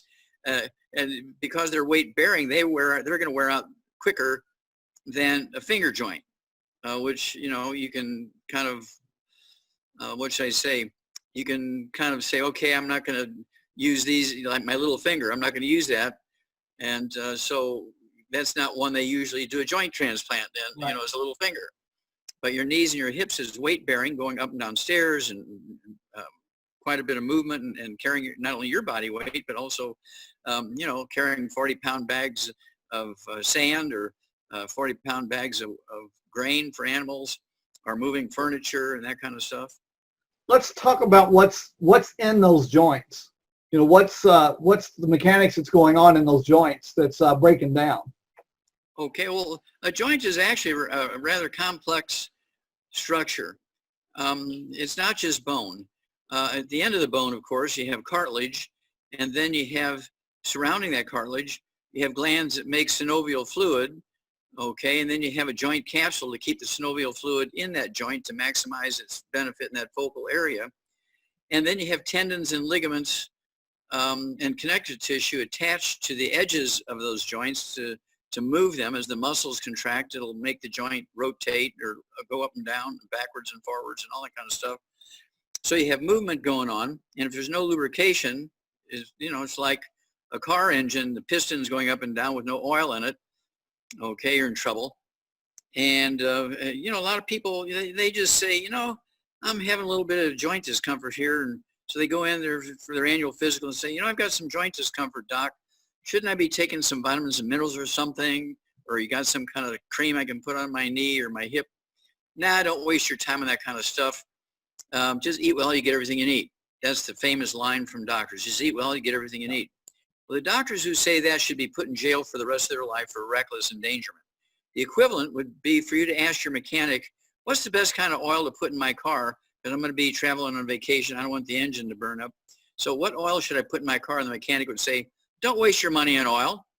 Just put dirt from Texas and Oklahoma in there. There's bound to be some oil in that dirt because those are big oil producing countries, Texas and Oklahoma. So just use dirt from, it's only 10 cents a quart for dirt from Texas and Oklahoma. Put that in your car. Well, you won't get too far with that. And you'd be running around, even if you were an insane person, you'd be telling everybody in your city what a crazy mechanic this is. Don't go to them. He just wants you to put dirt in your car instead of oil. But when a doctor says, oh, just eat well, you get everything you need, the patient's right, my doctor says, my doctor says, my doctor says I can get everything I need by eating well. Yeah. Bam, you're dead. Okay. Yeah, they tell them to eat well, and then they tell them to exercise more, which is putting more stress on the joint. Yes. And then they give them an opioid to control the pain, which we know is what's happened there. It's driven the opioid crisis that we have. And I'm starting to see in long-term care that they're starting to give these patients, glucosamine and things like that, but they're just given such small amounts that it's not helping, and they're going on into the joint replacement shortly after that. It's just... Yeah, of course, it's $50,000 a knee, it's $50,000 a hip, and that puts their son through college. And pays for the yacht. Yeah, and so why would they tell you the basic truth is take the 90 essential nutrients? If you do heavy work, you need to take extra. Throw in some extra MSM, vitamin D3, some collagen, in addition to the 90 essential nutrients. And, just because you're doing that kind of work or you're exercising, you need more. And, of course, I've dealt with some pretty famous athletes, some pretty famous, professional athletes for their joint problems. Theo Ratliff, in fact, he's a guy we invented our Rebound, our sports drink with 100 nutrients in it. You know, things like Red Bull has only 2 or 3 nutrients. It has some salt in it, but it's mainly sugar and caffeine because it's really an energy drink. And the same way with Gatorade, it's mostly an energy drink. You know, it's got sugar and caffeine in it. It has a few nutrients.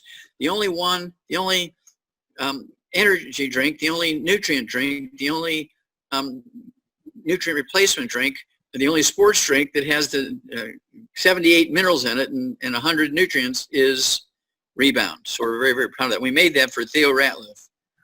Well, let me interrupt you real quickly before we go any further. I do need to read a disclaimer that's required by the FDA and the FTC and everybody else.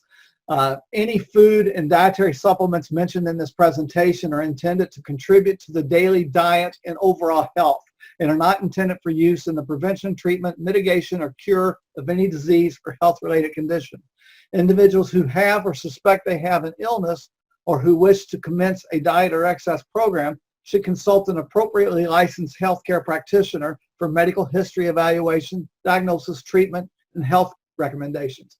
And I would like to go on one step further there and tell you when you go see your doctor, interview them and find out what their opinion is on supplementation and nutrition in that, because you know we need to take a holistic approach. And if your doctor does not want to talk about nutrition and supplementation or doesn't think it's worthwhile, you need to go seek out a different prescriber. My opinion. Yeah, of course, there's lots of doctors who are interested in nutrition, and many of them work with us. We're very proud and happy to work with them all over the world. And it's one of those things where you have to look at the statistics. Now, I'm going to throw one out there. This came out about 10 days ago. Johns Hopkins, very famous medical school. You're probably familiar with this data. Yes, I am. After we talked last time, I went and looked it up. It's amazing. Yeah. See, yeah, look it up. Don't believe me. Look it up. It's from Johns Hopkins in Baltimore, Maryland, very famous medical school. And they looked at the number, they looked at the top 10 causes of death in America. Number 1 is cardiovascular disease. I mean, that's always been number 1 cause of death. A 23-year-old football player just died, professional football player just died while he was out hiking. And so he probably died of a hypertrophic cardiomyopathy heart attack, a deficiency of a single mineral. Okay. Then number 2, they said was cancer. It was the number 2 cause of death in America in hospitals. Okay. Number 1 cause of death in hospitals is heart disease. Number 2 cause of death, Johns Hopkins said, was cancer. But was it really cancer killing the patient, or was it the chemotherapy and radiation killing the patient? They didn't divide that up, okay? And then they said the number 3 cause of death in hospitals in America is medical errors. They use the term errors. Medical errors is the number 3 cause of death. I mean, what?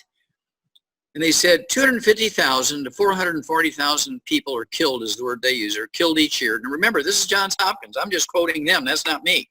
Yep. And that just came out like 10 days ago. The number 3 cause of death in hospitals in America doesn't say anything about the medical causes of death or the medical deaths outside of hospitals. This is just in hospitals. 250,000 to 440,000 each year are killed in hospitals by medical errors. Okay, wrong dosage, wrong medication, giving 2 medications that should not be given together. They cut a blood vessel during surgery. They dropped, I know, patients that they've actually dropped, off the gurney and they broke their neck. They died of the broken neck in the hospital. They were just there, for a tooth thing or something simple. Okay. That's just the hospital deaths. That's just the hospital. Count all the other deaths. It doesn't count the other deaths outside the hospitals. That's correct. So you want to, that's why I just tell people, you want to be involved as much as you can in your own treatment. I don't care how good your doctor is or how good you think your doctor is. You want to be involved. And that's why in the beginning we came up with the trilogy of books, Let's Play Doctor, Let's Play Herbal Doctor, Passport to Therapy, so people could learn how to take care of themselves, how to do their own tests and everything. And you can determine whether you have arthritis or osteoporosis yourself. You can determine if you have diabetes and high blood pressure yourself. You don't need to go to a doctor to make these diagnoses. These little trilogy books, and now we have what we call the quartet of books: Let's Play Doctor, Let's Play Herbal Doctor, Passport Aromatherapy. The fourth one, now it's all in your head, which is osteoporosis of the skull. Okay, and of course you got the joint between the skull and the first cervical vertebrae. Okay, the atlas, and then you have, let's see here, you got your jawbone. Okay, that's a joint. And then if you have osteoporosis of the skull, which squeezes 12 pairs of cranial nerves and the spinal cord, which gives you 25 other diseases. Now, so we created what we call the Healthy Bone and Joint Pack. So you don't have to be too clever. I mean, even if you don't know much, what would you use a Healthy Bone and Joint Pack for? Healthy bone and joints, okay? And it's 1 per 100 pounds of body weight. And then we came up with Pro Joint FX for people who are on the go and you didn't want to mix 5 different products together and carry that with you. So we have these capsules called Pro Joint FX, which has kind of everything in it for your bones and joints. And I take them in addition to the Healthy Bone and Joint Pack. Okay. And then I also take vitamin D3, the MSM, Pro Joint FX, and we also have what we call the collagen peptides, which is collagen in the Healthy Bone and Joint Pack. We have collagen from beef. It's called glucogel. You can get it in either capsules or liquids. And then, of course, now we have the collagen peptides, which come from fish, poultry, sheep, and beef. And so I take it all. Well, I'm 80 years old. Most people think I'm in my 50s because of my activity level. Okay, and all my bones are like rocks. Okay, I don't take any pain medications. I don't do any of that kind of stuff. And I faithfully have been taking these nutrients, Pharmacist Keith, twice a day for 71 years, going on 72 years now. There we go. I can attest to that because, when I've traveled with you, you've got your, when we go to breakfast, you've got your all your supplements there, and you take them religiously. You never fail to take them. So that's correct. Yeah, God gave us the equipment to repair ourselves. We just need to give it the raw materials. When you're taking these types of supplements and you're getting all that you need, what's happening in the bones and the joints? What's it doing for them? Okay, well, you have cartilage cells duplicating and making new cartilage cells, repairing injured and degenerating ones. You have tendon and ligament cells that are repairing themselves, replacing themselves. You have joint capsules. You have muscles. You have connective tissue. You have blood vessels going in there and carrying the nutrients to the bones and joints and cartilage and ligaments and tendons and connective tissue. So, like I say, a joint is a very complex thing. A bone is a very complex thing. It's not real simple. It's, oh, I take my calcium every day. Well, what about the other 89? Okay. You can't absorb the calcium or use the calcium without the other cofactors that go with it. I mean, That's when correct. I was in pharmacy school, when we talked about arthritis and bone and joint issues, they always told us that there's nothing you can do about it. Just give the patient a non-steroidal anti-inflammatory to help with the pain and tell them to get some good exercise and lose weight. And that was basically the extent of the advice for the bone and joint issues. And now today they've got all these biological drugs that you see advertised. And, the advertisement has a longer list of things that can go wrong than what it does for you. So Well, Pharmacist Keith, they're just dealing with symptoms. They're not really getting down to the root cause of the problem. yeah, it's like when you drive that car and you get that red warning light. Yeah, exactly. You get, the pain is the red warning light, but instead of stopping and checking your oil levels and your air filter and all that kind of stuff, and checking to see, if you have, if you need more lubricant in a wheel bearing someplace, instead of doing all that, they're just wanting you to go to the filling station and put some dirt from Texas in your car because they want to sell you a new engine for $5,000. So that's the same thing the doctors are doing. Exactly, same principle. And so this is actually quite simple. And, I have people who are 9th grade dropouts. They're high school graduates. And they've been with me for 30 years, Pharmacist Keith. They have over 500,000 people they deal with because they've rebuilt these people's knees and hips and necks and so forth. And, you know, they'll go to a cardiologist. I'll give you a terrible story. This is one of my favorite terrible stories. Okay, this is about a U.S. congressman from Baltimore, Maryland, Elijah Cummings. He was a congressman, I think, for 25 or 30 years out of Baltimore, Maryland. You know, he's probably, I'd say, a good 50 to 75 pounds overweight, a black fella. He was in his 60s. But just everybody loved him. Democrats loved him. Republicans loved him. Independents loved him because he was just for the people. He was a wonderful guy. But he had what was called atrial fibrillation. His heart would flip-flop in the middle of the night, wake him up, and he'd run to the emergency room. And they said, oh, you have atrial fibrillation here.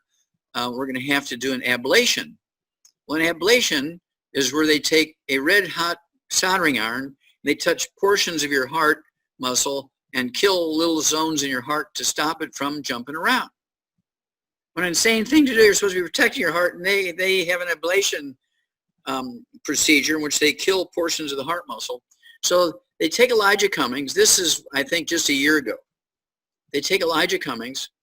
They anesthetize him. Now, these are cardiologists from Johns Hopkins. Okay? They anesthetize him. They open up his chest, take that soldering iron, and they touch his heart, and they kill him. They killed Elijah Cummings with a medical procedural error here, which didn't need to happen. Now, there's two reasons. It's not even an error. It's standard of care. Yeah. Well, it killed him. Well, there's two reasons why people get atrial fibrillation. One is they shrink.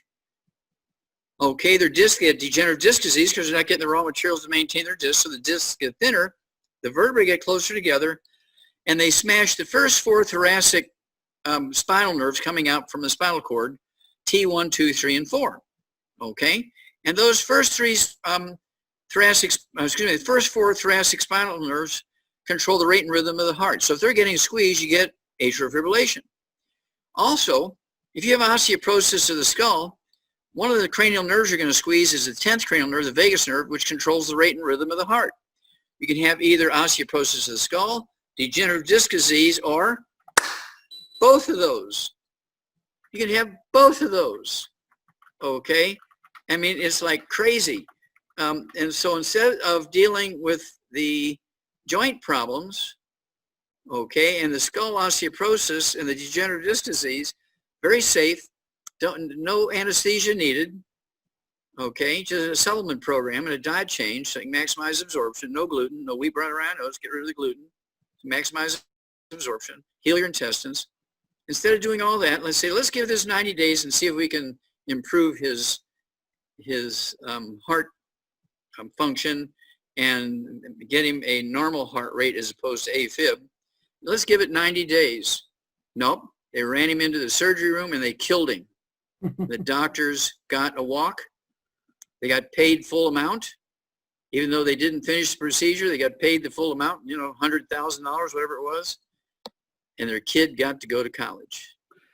Well, while we're on the same subject of the bone and joint problems, let's talk a little bit about athletes.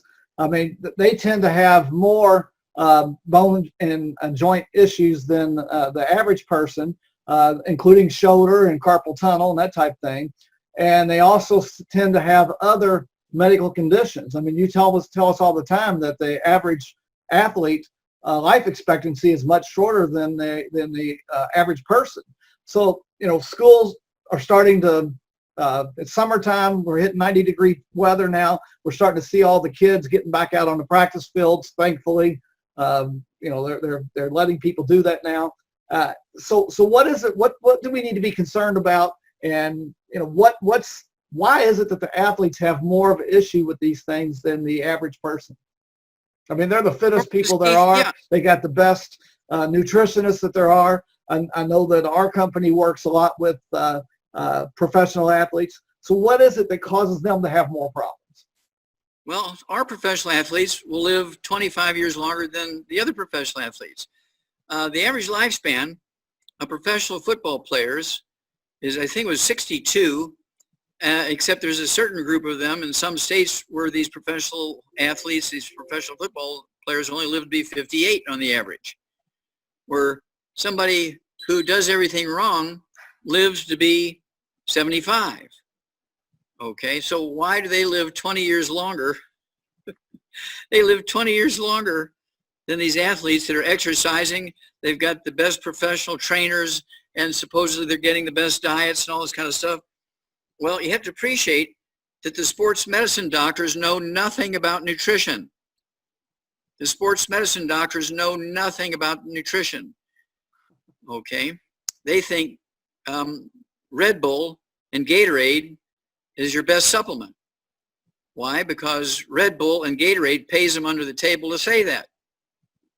All right, and so it's like running your car without oil. If you run your car without, listen, you need to run your car 50 miles every day at 100 miles an hour. Okay, it'll be good for the engine.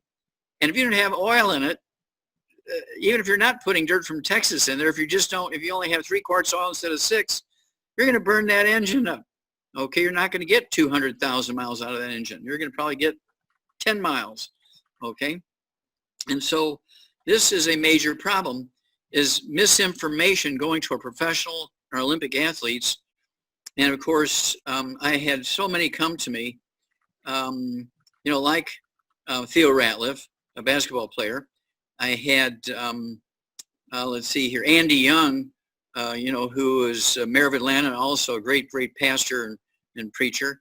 They were going to give him a double knee replacement. I said, sir, give me 90 days. Okay. And of course, we rebuilt him, and that's how we got into with the black athletes through Andy Young, mayor of Atlanta, and great, great pastor out of Atlanta, Georgia. And then also Evander Holyfield, I think, who wants to come back and box more. He's 57 years old or something like that now. He's in great shape. But he had been boxing for 8 years. He was a champion. Of course, he had joint problems. He also had a heart problem, so he had to voluntarily give up his championship. To make a long story short, to rebuild him. He came back the next year. He had to fight to get his championship back. He got it back and fought for 3 more years before he retired a second time. Yeah. And now, because he's still taking our stuff, he's 57 years old and wants to come back and fight. And I mean, you have to have good shoulders and elbows and wrists and neck and back and hips and knees to be a good fighter. That's all good with him because he's taking the 90 and staying away from the bad stuff. You didn't really touch on yet what's happening to the athletes that's causing them to be so much more mentally deficient. Well, they sweat. And whatever few minerals they do get in their food, they sweat them out as fast as they take them in. Because sweat is not just water. Sweat is not just sodium chloride. It's not just salt water. All the nutrients floating on in your blood. I mean, they'd be better off, rather than drinking Red Bull and Gatorade, they'd be better off just taking a washcloth and soaking up all their sweat and then sucking on that washcloth every night before they go to bed.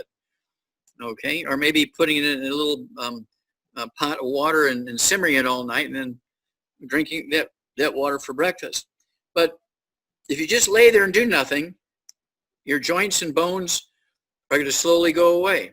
But if you're exercising, you're working hard physically in a factory, or going up and down stairs, or exercising at home, you're going to be losing these nutrients faster because they come out in the sweat. And of course, Grandma didn't know why, but she had these cravings, and her grandma and her grandma and her grandma and her grandma and her grandma each taught the next one, well, you can get rid of those cravings and save your teeth and all that kind of stuff, and your back pain will go away if you take wood ashes from your wood stove and, put them in your iced tea or whatever it is you're going to be drinking. Okay, and maybe even put it in your garden, and your plants will grow better, but also those plants are sucking up those minerals that were in the wood ashes.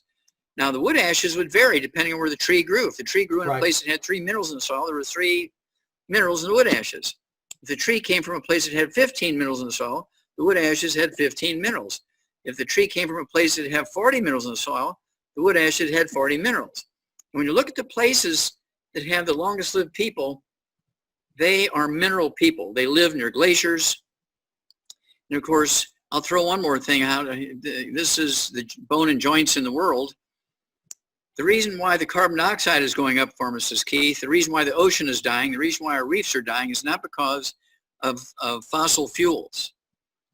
It's because of 1 million hydroelectric dams damming up the rivers to make electricity. We've shut off the food supply to the reefs. We've shut off the food supply to the oceans. And the food supply is the minerals coming from volcanoes, okay, volcanic ash. When you look at reefs, they always occur where there's volcanic island chains. Okay, so all we have to do is auger the silt from behind the dams, through the dams, over the dams, around the dams, and use our blooming minerals and feed the reefs. We'll save the reefs. And that's another project I have for 2021, is to save the Great Barrier Reef and show them I'm correct and they're all wrong. And the algae in the ocean, its job is to take the carbon dioxide out of the air, crack it in half, put the oxygen into the atmosphere, which we like, right? And then it takes the carbon, the algae takes the carbon that's left over from the carbon dioxide and converts it into carbohydrates, into amino acids, and also into energy, right? Fuel, and also carbon chains for fiber. But it requires 17 minerals for the biological process to do that. And guess what? They're not getting those 17 minerals, so they can't do that anymore. And so that's why the carbon dioxide is going up, not because of fossil fuels, is because the algae cannot do their job, because we've cut off the food supply to the algae for the biological function that breaks up the carbon dioxide and turns it into useful stuff. Yeah, that's what used to drive me nuts. I mean, I went to one of the top 3 pharmacy schools in the country, and we were learning about how all these minerals drive the chemical reactions in the body to make all these things, and they never talked about mineral deficiencies as a problem. Let's go back to the young student athletes.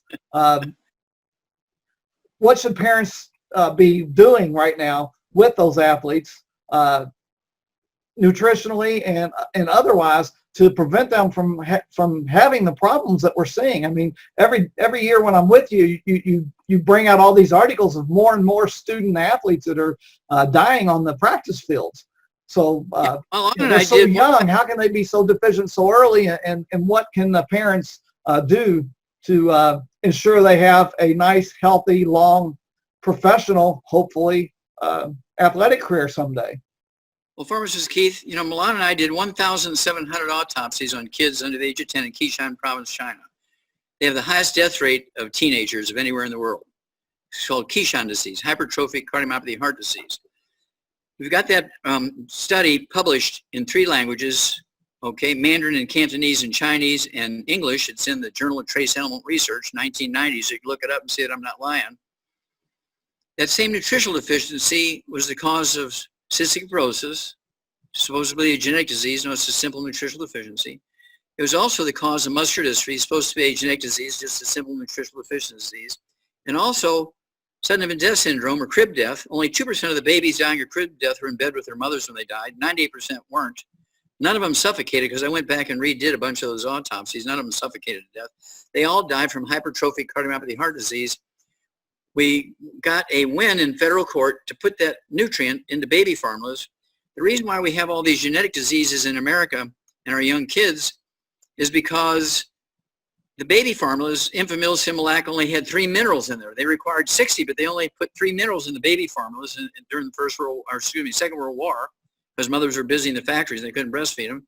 They only put 3 minerals in there, none of which were the ones that prevented that Qishan disease heart attack. So that's why we had all these childhood diseases. And they said, oh, they're genetic, or the mother slept on them, that kind of stuff. No. Yeah. So to make a long story short, April 16, 2013, the federal court gave us a win, forced the manufacturers of baby formulas, Enfamil, Similac, to put this one nutrient. I tried for many years to have all 60 nutrients put in. They wouldn't do it, but this one, they said, okay, 1,700 autopsies, we can't argue with that. So they forced the manufacturers to put this one nutrient in. 1 year later, September 13th, 2014, the Charlotte Observer, big newspaper in Charlotte, North Carolina, just like New York Times for New York. Right. They said, we don't know why, but sudden infant death syndrome has vanished in North Carolina. 3 months later, St. Louis Post-Dispatch, Missouri, oh, we don't know why, but sudden infant death syndrome has disappeared in Missouri. 3 months later, every newspaper in the world came out and said, we don't know why, but sensitive death syndrome has disappeared. It's dropped down below 95% in the farmer numbers. Well, that's because that one nutrient was put into the baby formula. So I'm taking credit for that because we're the ones that have been working on this for 40 years and finally got it all done. And so I looked up those articles, and they all speculated what they thought was the issue, but as I'm reading it, it's like it made no sense at all, the things they were speculating. But they all did say that sudden infant death has practically dropped to almost nothing. Yes, exactly. You don't hear about it anymore. Same way I gave Jerry Lewis 100 charts of kids we cured from muscular dystrophy. He got so excited he took it to the Muscular Dystrophy Association. They fired Jerry Lewis and stopped the telethon, and they've never heard from muscular dystrophy again. Okay, but at any rate, to make a long story short here, we need to make sure that we're giving all 90 essential nutrients to the athletes.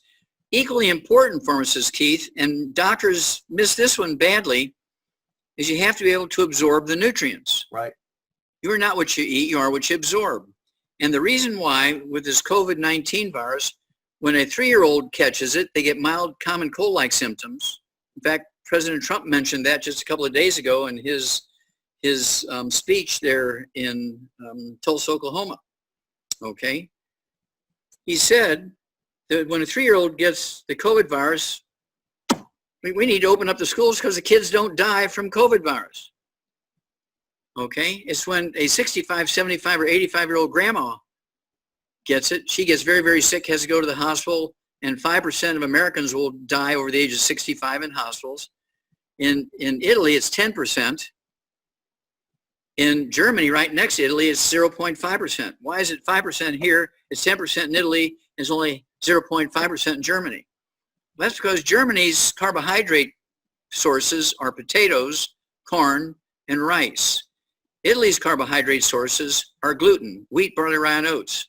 Our carbohydrate sources in America are like 75, 80% wheat, barley, rye, and oats. In some places, it's 100%. And potatoes are kind of a side thing for teenagers, you know, French fried potatoes for lunch. Okay, so we have to give up wheat, barley, rye, and oats. I'm going to repeat that. We have to give up wheat, barley, rye, and oats because they cause a problem in the intestines. Now, this is not a thing that happens light switch on, light switch off. I've been eating oats for 30 years. Why now, when I'm 60 years old, am I having a problem with oats? I don't believe you. That's because it's a drip, drip, drip, drip, drip problem. Yeah. And kids, when they're 3 years old, they may have been eating oatmeal for breakfast for 3 years, but their intestines are only 1% damaged. So their intestines are able to absorb the nutrients, okay, which then go to the bone marrow, and the bone marrow makes white blood cells which steam up through your bloodstream to kill and eat the virus. The stem cells in your bone marrow make antibodies to go and kill the virus. But as you start getting older and you have 8, 10 different diseases, all of which are nutritional deficiency diseases, these are these pre-existing conditions, okay? And we're talking about arthritis, osteoporosis, we're talking about joint problems, we're talking about kidney stones, we're talking about kidney failure, they're on dialysis, high blood pressure, diabetes, thyroid problems, dental problems, osteoporosis of the skull. They have vertigo, they have liver problems. You name it. Oh, they've got COPD, chronic obstructive pulmonary disease. They have asthma, right? They have varicose veins. Well, your family has bad genes. You got like 18 different diseases in your grandma and grandpa. Well, that's because they couldn't absorb the nutrients because for 65 years they've been eating wheat, barley, rye, and oats and slowly, slowly, slowly damage their intestines. And now their intestines are 98% damaged and they can't absorb enough nutrients anymore to maintain themselves.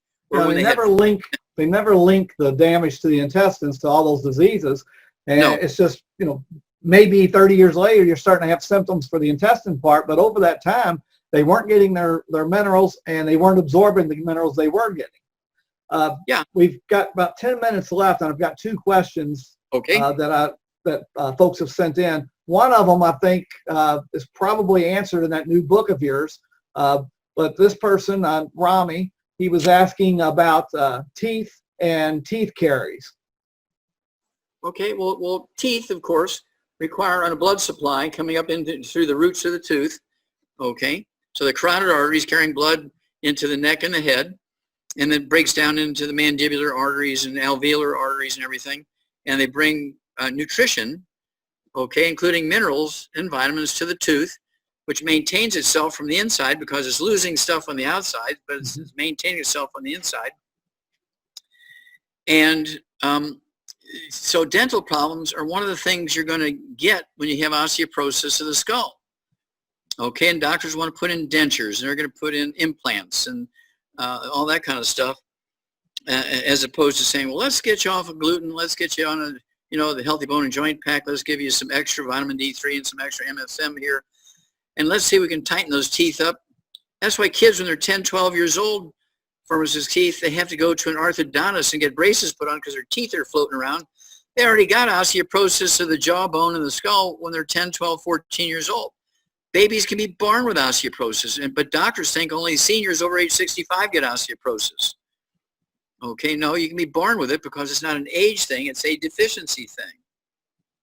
Yeah, I've heard you tell people if they don't believe that they have a gluten problem, go 100% gluten-free for 7 days. And then on that 8th day, just eat all the gluten they can, and they'll be able to tell right away that they actually have a problem that they never knew they had before. Yeah. Well, yeah, they'll get stomach pain and bowel pain and diarrhea and all that kind of stuff. Yeah. They never got it before, but when they had a clean system for 7 days, the system reacts when all that comes back in. Let me get to the next question, which is probably related to the bone and joint issues, but Maureen asked about neuropathy of the feet and ringing of the ears. Okay, well, ringing in the ears, tinnitus, is caused by a squeezing of the auditory branch of the 8th cranial nerve. This is one of the featured chapters in the book. It's all in your head. Okay, that's where you get osteoporosis of the skull, squeezing the auditory branch of the 8th cranial nerve. You gradually lose your hearing, but you're also going to get tinnitus, or that tone type ringing in the ears, and it can come and go and be worse when you lay down at night and all that kind of stuff. And then let's see here, what was the other one they had? Neuropathy of the feet. Oh, neuropathy. Yeah, well, neuropathy, it could be due to osteoporosis of the skull squeezing the spinal cord, because the spinal cord, doctors don't even remember their anatomy. Their spinal cord is made in your brain. It comes out of the foramen magnum in the back of the skull, which is Latin for big hole, foramen magnum, okay? And when it gets squeezed, because your bones get thicker and bigger when you have osteoporosis, including the skull, and that whole diameter, inside diameter, gets littler and littler and squeezes the spinal cord, and you get a palsy. It's kind of like sciatica, the shoulder girdle.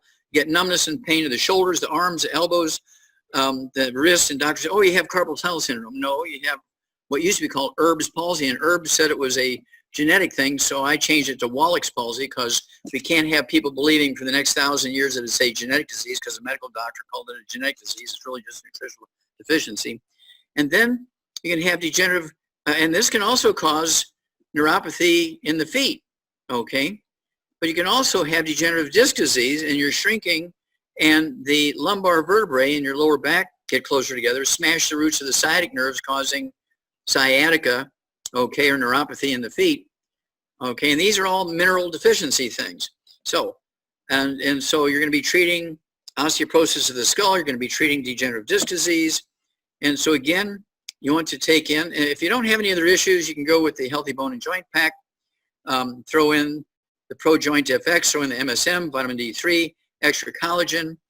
If you have like 16 other issues, right, because you're 60 years old and you have all these other pre-existing conditions, you better get on the Healthy Brain and Heart Pack and throw in the extra glucogel, collagen peptides, vitamin D3, MSM, Pro Joint FX, and of course, if you're on kidney dialysis, we take people that have been on kidney dialysis for 25 years, pharmacist Keith. They have not urinated in 10 years, are on dialysis 6 days a week. Put them on this program. We throw in for circulation, because when you have dialysis, it's really just an artery problem, not a kidney problem. We put in the Ultimate Daily Classic tablets. In 2 weeks' time, they're peeing after 10 years of not peeing. In 6 weeks' time, they're off of dialysis after 25 years of being on dialysis. And so all of these things are repairable if you give your body the raw materials, because the good Lord gave us the equipment to repair, but they need the raw materials. Your bones, give it 90 days before you submit to the surgeries. and do it right. No gluten, no wheat, no barley, rye, oats. That includes beer. If you're going to drink beer, it should be Japanese or Chinese beer made from rice. Okay, you cannot have Scotch, bourbon, rye whiskey, those kind of things, because they're made from wheat, barley, rye, and oats. Okay, you can have wine. You got to read the label. Some cheap wines from some of these foreign countries, they'll put 50% wine and 50% Scotch together, or bourbon together, because it's cheaper that way. So, they're making more money by putting the cheaper bourbon in with the wine. And so you're getting a lot of gluten, okay, in some of these red wines. And so you got to read the labels very carefully to see what it is. If it's a blend of grapes and berries, that's fine. But if it's a blend of grapes and high quality liquors, okay, no. Okay, so you got to be able to absorb gluten-free, no wheat, barley, rye, and oats. This is forever, not until you just feel better. This has got to be forever. You'll add 25, 50 healthy years to your life if you get off of gluten. But anyhow, I want to thank you very much for getting on here again. I want to acknowledge a couple people that are on. We've got Mike Ponder is on. There's Maureen, which we already answered her question. Maria, Brandy Brogdon is on here. We have Peter Tinsley and several other people that have not put their name on there, so I don't know who they are, but I want to thank everybody for being on here. I've got 2 free gifts for anybody that's on here. If you go to the website dddlvideo.com, that's Dead Doctors Don't Lie, what the letter stand for, so it's dddlvideo.com. I've got a report there from Dr. Wallach of why young athletes die. So you'll be able to download that report to learn a little bit more about that. And there's also a link to Dr. Wallach's presentation that somebody needs to go to jail. So I hope you take a chance and go get those free gifts. And while you're there, be sure to fill out the health quiz that's on there, the health evaluation, so you can learn more about your own personal health and where you stand. It's quite a few questions that's on there. And some of them you're going to think, why are they asking that? But there's a purpose to it. And when we put it all together, then that gives us a better idea of where you stand nutritionally. And after that, I can give you some recommendations of what you can do. So visit that website for your free gifts. That's dddlvideo.com. And I've already put a link to it in the show, so you can find it there. And next week, we'll be back with Dr. Wallach, same time. And I hope everybody joins us. We'll be posting this up on other sites, YouTube. It's going to be posted up on iTunes shortly. So you'll be able to share this with other people. And Dr. Wallach, before we go, is there anything else that you'd like to say? Talk about your new book or your radio show? Well, of course, the radio shows are on Monday through Friday on a regular basis. Been doing it for over 25 years. Dead Doctors Don't Lie from noon to 1 Pacific time, and 1 to 2, it's Let's Play Doctor, again, Pacific time. And so it's easy to find them because I've been on there for 25 years. And of course, this book has only been out for about 3 months. It makes the 4th book in the trilogy of books, so now it's called the Quartet of Books, Let's Play Doctor, Let's Play Herbal Doctor, Passport Aromatherapy, and It's All in Your Head. There's 25 different diseases people get when they have osteoporosis of the skull. And these diseases, you go to neurologists, you go to dentists, you go to eye doctors, you go to ear doctors, you go to plastic surgeons, you go to digestive doctors, you go to orthopedic surgeons because of the skull squeezing all these various bones and joints and everything. So I cannot thank you enough for making this information available.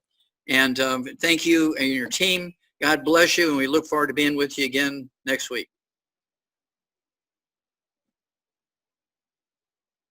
Really appreciate you being on here, Dr. Wallach. And just so folks know, this is a book I use all the time. You can see it's well worn. I've been using this for years, use it in my pharmacy practice. And another one that I recommend that he did not mention is called Hell's Kitchen. And this one talks a lot about blood sugar problems and metabolic syndrome. So I recommend those 2 books as well as what Dr. Wallach already mentioned himself. Thanks again, Dr. Wallach. I'll see you on the next episode. You bet. God bless. God bless you too. I hope you enjoyed today's episode with Dr. Wallach, and if you found value in the episode, please share it with others. Also hit that subscribe button, then be sure to hit that bell symbol and also select all so you'll be notified when I post a new episode in the future. Also, to get those free gifts that I mentioned in the video, visit dddlvideo.com. That's D as in David, D as in David, D as in David, L, video.com. And you'll get that report from Dr. Wallach on why young athletes die, as well as his video where he talks about how the medical system has failed us all, called Somebody Needs to Go to Jail. And while you're there, be sure to take that take Doc's health evaluation. The information collected, it's only going to be seen by me and it's not going to be shared by anybody else. So visit dddlvideo.com.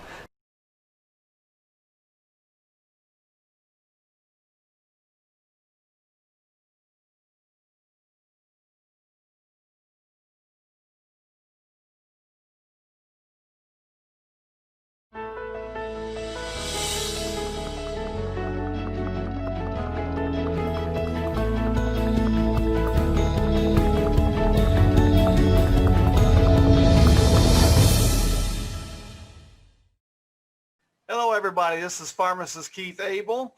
I've got a special guest today, Dr. Joel Wallach, the Dead Doctors Don't Lie guy. He's a veterinarian, soil scientist, pathologist, naturopathic physician, and all-around good guy, as long as you're not a person in the pharmaceutical or medical world. We're going to talk today about nutrition, supplementation, and the role that those play in health and wellness. Dr. Wallach, welcome to the show. Well, thank you, Pharmacist Keith. Always good to be with you, my brother. It's good to be with you. Well, I wanted to start out today because you always talk about the need for 90 essential nutrients. What I want to start out today is just talking about the different groups of those nutrients and what roles they play in your health and wellness. So first of all, you say there are 60 minerals. So what's the importance of the 60 minerals in our diet? Okay. Well, each of the minerals has somewhere between 10 and 20 things that they do physiologically in our bodies. And of course, simplistically thinking, the medical system said, well, you need calcium. Everybody knows you need calcium. Just take some Tums and you'll get some calcium. Or just eat right. You get everything you need. Yeah. That's not true, especially for minerals, because plants cannot make minerals, okay?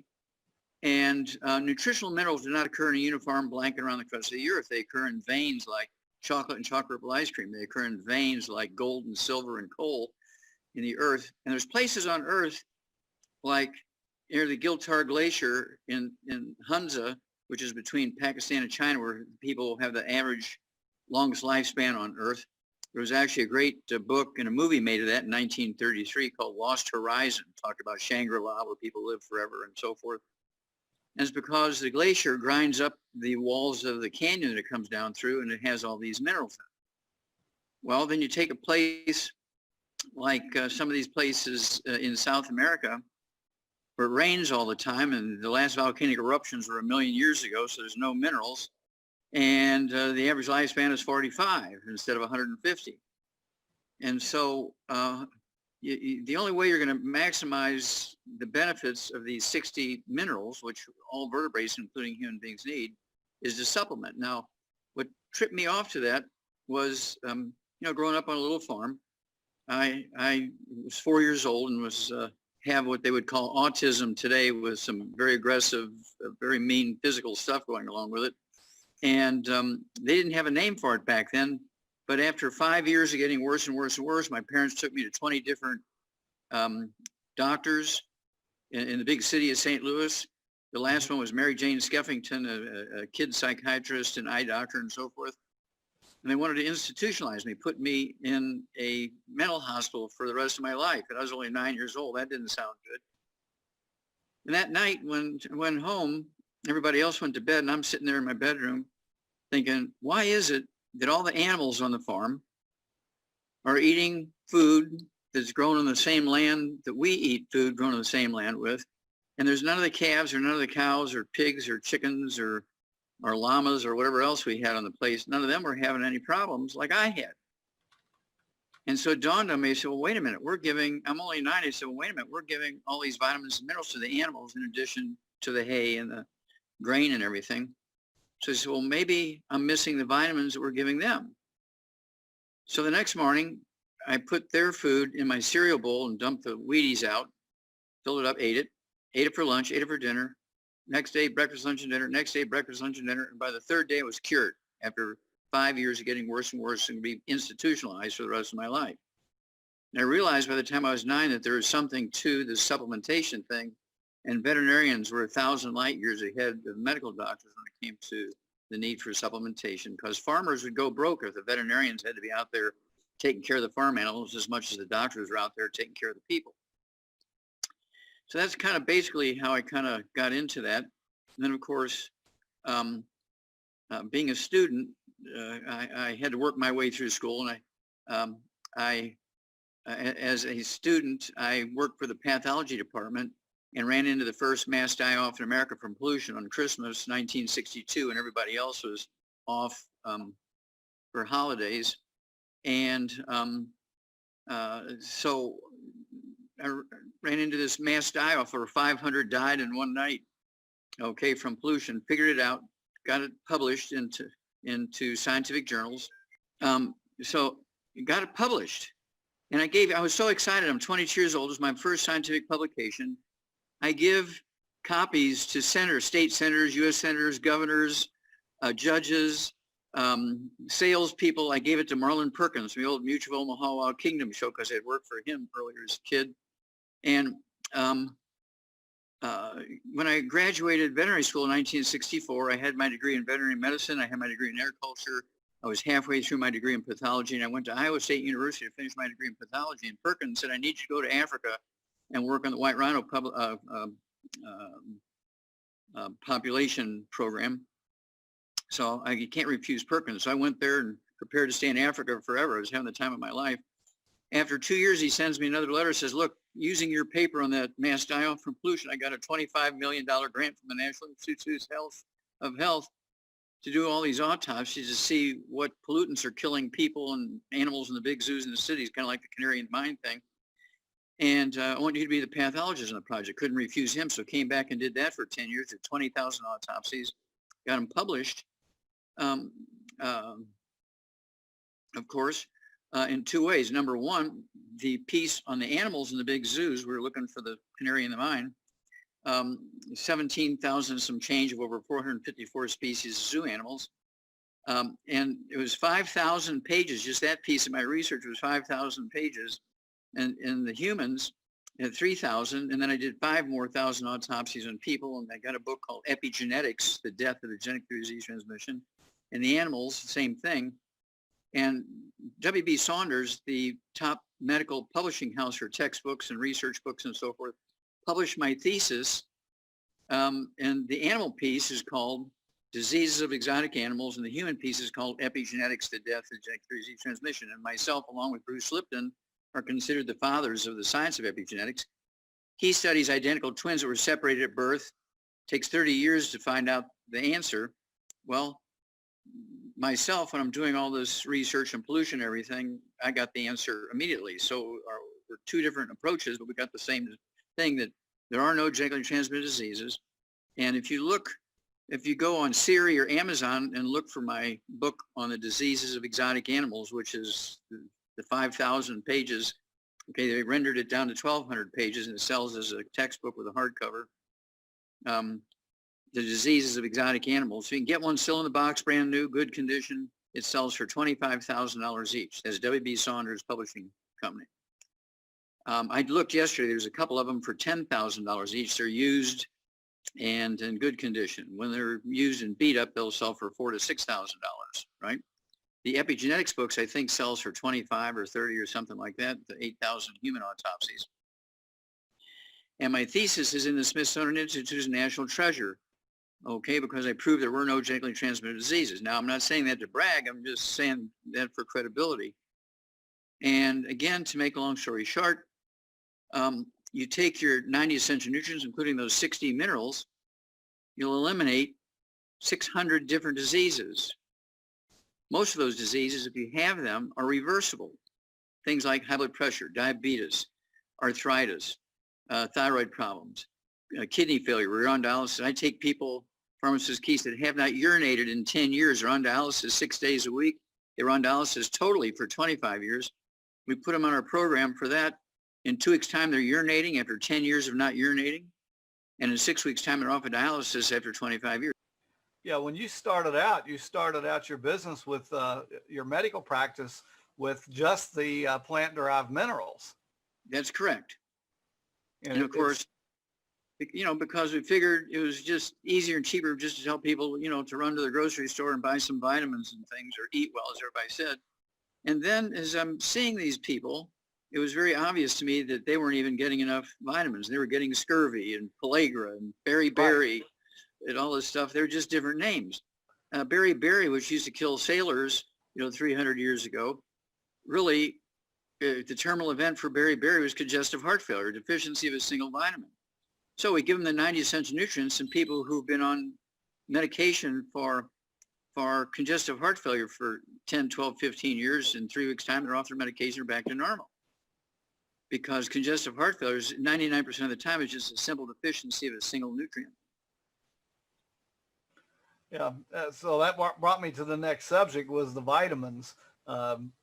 It always amazes me because when I was in pharmacy school, you learned about scurvy and the role that vitamin C played in it, and it just always amazed me that the pharmaceutical industry totally ignores that information. Linus Pauling and all his research, they totally ignore that. And me and you've talked about it before. The main reason they ignore it all is because they can't patent those. Those are things that come from nature. Okay, and of course, just a quick story about scurvy and vitamin C.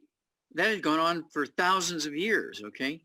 And there's a sea captain from England who had a little garden and a little orchard, and he'd come home once every 2 months or stuff like that, and he'd be there for a week and then head out again. And then in the fall, when all his stuff, the garden and the orchards, were ripe and he was picking stuff, every fall he would take a bucket of limes with him out to sea, and he wouldn't come home for a couple of months. And his crew was the only one that didn't die from scurvy. Everybody else in the world was dying of scurvy. And he didn't know why, but he reckoned and figured out there was something in the limes that he was getting from his orchard and bringing the limes along. And so all, in the bars and taverns of these various places around the world where his crew was talking with all the other crews from the other sea captain ships, they're saying, "Why, we had 6 people already died just coming out this way from scurvy. How many are going to die going back home?" So, we never have that problem. What are you doing different than us? And they're sitting there talking. He says, "I don't know. Our captain gives us these limes to eat all the time." And that's why they called the British limeys, because they were eating limes all the time. And they didn't know it was the vitamin C in the limes, but they knew that they connected consuming limes and lime juice with not having scurvy. And so that's why they called the British limeys, because they were eating limes from that one sea captain's orchards. Well, one of the other categories of the 90 essential nutrients are the amino acids. So tell me what role those play and what deficiencies in those areas can cause. Sure. Okay. Well, amino acids, of course, are the building blocks of proteins. Proteins are strings of amino acids. And amino acids and proteins make up the various tissues you have. Each one's a little bit different, a different makeup. And we're talking about there's liver cells, there's kidney cells, there's pancreas cells, there's lung cells, there's heart cells, and brain cells, and eye cells, and muscle cells, and bone cells, and tendon cells, and ligament cells. They're all kind of a mixture of proteins and connective tissue. Even the walls of arteries are like 2/3 of the thickness is connective tissue, like tendon material. And so you need the strings of these proteins, and you need the strings of these connective tissues, which are kind of a mix of proteins, to perform all the various things that these various specialty tissues perform. And on the sailing ships, salt pork was kind of a universal thing. They salted big barrels of pork, and that's what the sailors got for breakfast, lunch, and dinner was salt pork. Now, they didn't get any fruit. They didn't get any vegetables. They didn't get anything. They may have got some rum once in a while. Okay. the alcoholic beverages and the salt pork, and that was pretty much it. And then when they'd hit land, once every month or 3 months or whatever it was, they would eat as many vegetables as they could and so forth. But it depended on where the vegetables grew. The vegetables only needed 3 minerals from the soil, and the vegetables didn't have protein or amino acids in them. Okay, they were primarily carbohydrates and fiber and things like that. And so unless you're eating lots of beans, okay, but I'm sure they ate fish and chicken and beef and lamb and pork and stuff like that when they hit land. So they're getting protein and the amino acids in the various forms. And it's one of those things where the whole business of supplementation really didn't come into its real being in the civilized world until the Second World War. When they're coming up with these artificial meals and K rations and things like that. And, all the soldiers are getting scurvy and the sailors are getting scurvy again and so forth. So they had to come up with a vitamin mineral tablet, a 1 a day kind of thing they would take. And, you get maybe 6 vitamins and 3 minerals and so forth. It would take care of the more common things that everybody knew about, but didn't take care of things like chronic osteoporosis, and they just attributed that to old age. Well, people get older, they get osteoporosis and arthritis. That's just part of the deal. But those are all just simple nutritional deficiencies. And of course, they didn't even know about the absorption piece and gluten. So gluten damages your intestine and causes celiac disease, causes irritable bowel syndrome, causes diverticulitis, causes appendicitis. And of course, you couldn't absorb nutrients even if you're supplementing. And then you wind up with as many as 600 different diseases. Well, you got bad genes in your family. Yeah. Well, one of the other categories, and this is what got me really into researching nutrition and supplementation, is the omega fatty acids. I had a customer come into my pharmacy one time, and this was before you got the FDA approval for different qualifications, health claims for the omega-3s. I had a customer come in one time, and they said that they heard that omega-3 will help lower their cholesterol and want to know how much to take. And I'm looking through all the research data, and I probably pulled 25 different articles from different journals, and all of them had the same answer. You need 6,000 to 9,000 milligrams a day of the omegas. And then I came across an article that was in, I cannot remember now where it was, in JAMA or the New England Journal, which one it was in. But that article said fish oil did nothing. And that set this, light off in me, because I had a professor in pharmacy school that says, if you've got a body of information in journals that says one thing, and then you get an article that says something else, you have to ask 3 questions. Who funded it? What do they stand to gain and lose? And what did they do to get the results? So that's when I started comparing all these articles, and I found that the one that said it did nothing, they only gave the people 1,000 milligrams of the omega-3 because they knew that it was going to fail. And that's when I started going through and looking at every time there was an article that says something didn't work, when we've always known that it did something. Every time I found out they were even given a dose that was too low, or they were given some dosage form that doesn't absorb well, and that's what they did in order to prove that it doesn't work and that you need their magical pharmaceutical drug that they advertise on TV. Yeah, the statin drugs. Yeah, well, statin drugs were the beginning of Alzheimer's disease. Alzheimer's disease didn't exist before statin drugs. There's lots of different dementias. There's 8 different dementias, 7 of which were around for thousands of years. One was with pellagra, one was with beriberi, one was with osteoporosis of the skull, one was with, scurvy. They were with every kind of thing you can think of, all these dementias, hardening the arteries and so forth. And of course, when they came out with the statin drugs, it lowered the cholesterol. And then everybody got Alzheimer's disease, because Alzheimer's disease is caused by a deficiency of cholesterol. Cholesterol does not cause plaque in your arteries. There is no cholesterol in plaque in your arteries. There are no diseases of the heart that are caused by cholesterol. And if you get off of all the fried foods and processed meats and oils and glutens, wheat, brown, rye, oats, and take your 90, right, your healthy brain and heart pack, or even just the healthy start pack, the basic core program, your arteries will heal, blood will flow through there, your blood pressure comes down, your memory comes back, because there's a form of dementia, memory problems, it's called vascular dementia, where your arteries are all plugged, you don't get enough oxygen into the brain, and you can take all the statin drugs you want, it's still not going to get your memory to come back, because it's not a cholesterol problem, okay?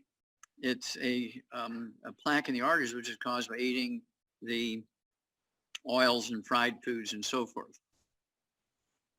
Yeah, doctors, they saw the buildup in the arteries, and they assumed that the buildup was the problem. They totally ignore that a lot of times the buildup was being caused with some type of inflammation or some other thing from the foods that you're talking about, and it was the body trying to protect itself from damage from the inflammation. It would build that little patch in the arteries to cover that up so you don't get a leak in the artery. So doctors assume, well, that's the problem, is the patch that your body is doing naturally. We need to get rid of that, instead of what's causing it. That drives me nuts, the whole medical system. They never get to the what's causing it. They get to the what can I do to help you, improve your symptoms, but not what's causing the symptoms. It's like when you're driving the car down the highway and that little red light comes on the dashboard and flashes off and on. The doctor wants you to pull over and cut the wire to the light, give you a pain pill, give you a cholesterol drug or something like that. They don't want to find out why that light's coming on. Yeah, put you on dialysis. Yeah. Yeah, 99% of the time when they put you on dialysis, there's nothing wrong with your kidney. It's the plaque in the arteries taking the dirty blood into the kidneys are causing the problem. And so I figured that out doing these autopsies. Because when I would do autopsies, if people were on dialysis, they said, there's nothing wrong with their kidneys. Why are they on dialysis? Well, their blood test showed that their kidneys weren't cleaning the blood. I said, well, that's because the arteries carrying the dirty blood into the kidneys were blocked, and they weren't even getting the dirty blood to clean. Yeah. And so we came up with a program to clean the arteries out, and suddenly now the kidneys are working. We take people, pharmacist Keith, that have not urinated in 10 years are getting dialysis 6 days a week, okay, because they hadn't urinated in 10 years, and they were on dialysis for 25 years, and they didn't want to get a kidney transplant. Yeah. And so we get them on our program, and in 2 weeks' time, they're urinating. In 6 weeks' time, they're off of dialysis after 25 years, and then started urinating again after 10 years of not urinating. We do this thousands of times a year all over the world. And you'd think, if I was a medical doctor, I'm sure I'd won a Nobel Prize for that one. Yeah. Another thing you mentioned a minute ago, when they, started looking at the statin drugs as the answer, and really there was two things that came out of that research back then that led them to cholesterol being a problem. And it also, the same research was used to support the idea that these artificial vegetable fats is what we should be using instead of lard and butter. It all came from that same research. And I know we've talked about it at length. Mm-hmm. Yeah. And of course, fat in itself is not bad. Fat doesn't make you fat. Fat doesn't cause any disease.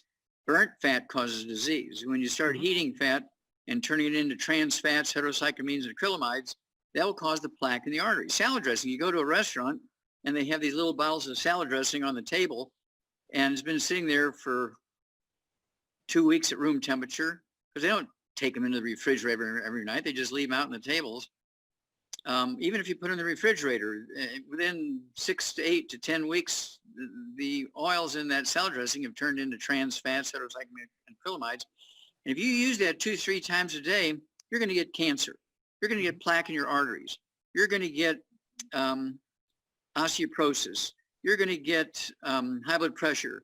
You're going to get every kind of disease you can think of. And when you're 60 years old, you'll be one of these people with 18 different pre-existing conditions, all these different diseases. And people say, man, your family's got bad genes. You got all these genetic diseases. No, they're all a combination of nutritional deficiencies and inflammation caused by eating oxidized oils. Yeah. I think it was Ansel Keys, if I remember right, that did the study. What he was looking at, he theorized that fat caused heart issues, heart attacks, that type of thing. So he did this study with all these different countries around the world, first world countries, and was looking at their diet. And he wanted to prove that high fat diet caused, artery diseases and heart disease. But what happened is he kind of picked and chose the results that he got, because he had a lot more countries in his results than what he published in the end. Some countries had a high fat diet and had no problem with cardiac problems. Some countries had a high fat diet and did. And when he published his study, he only put the data in for the countries that had the high fat diets. And that information was backed by one of the companies that has the artificial vegetable oil product. Well, there you go. The statin drug companies took that exact same research that he did, and they used that to prove that, you need to have a statin drug instead of having cholesterol problems. It was the exact same research was used by two different groups of people. Mm-hmm. It was flawed research. It was a lie. Dead doctors don't lie. Yeah, dead doctors don't lie, and they kill a lot of people. The number 3 cause of death in hospitals, ultimately in hospitals, is medical errors, including ones like you're talking about. This is Johns Hopkins just came out with this 2.5 weeks ago. Mm-hmm. Johns Hopkins just came out with this 2.5 weeks ago, published. They said the number 3 cause of death in hospitals is medical errors. Each year, medical errors in hospitals kill 250,000 to 440,000 patients, and doctors get a wad. Johns Hopkins published that. Now, and that's just the U.S., right? That's just that's just the U.S. Now, Here's the one that really ticked me off. When you get to sudden infant death syndrome, crib death, remember that Milan and I went to China, Qishan province, China. We did 1,700 autopsies on kids under the age of 10 because they had the highest rate of kids' death in the world in Qishan province under the age of 10. Mm-hmm.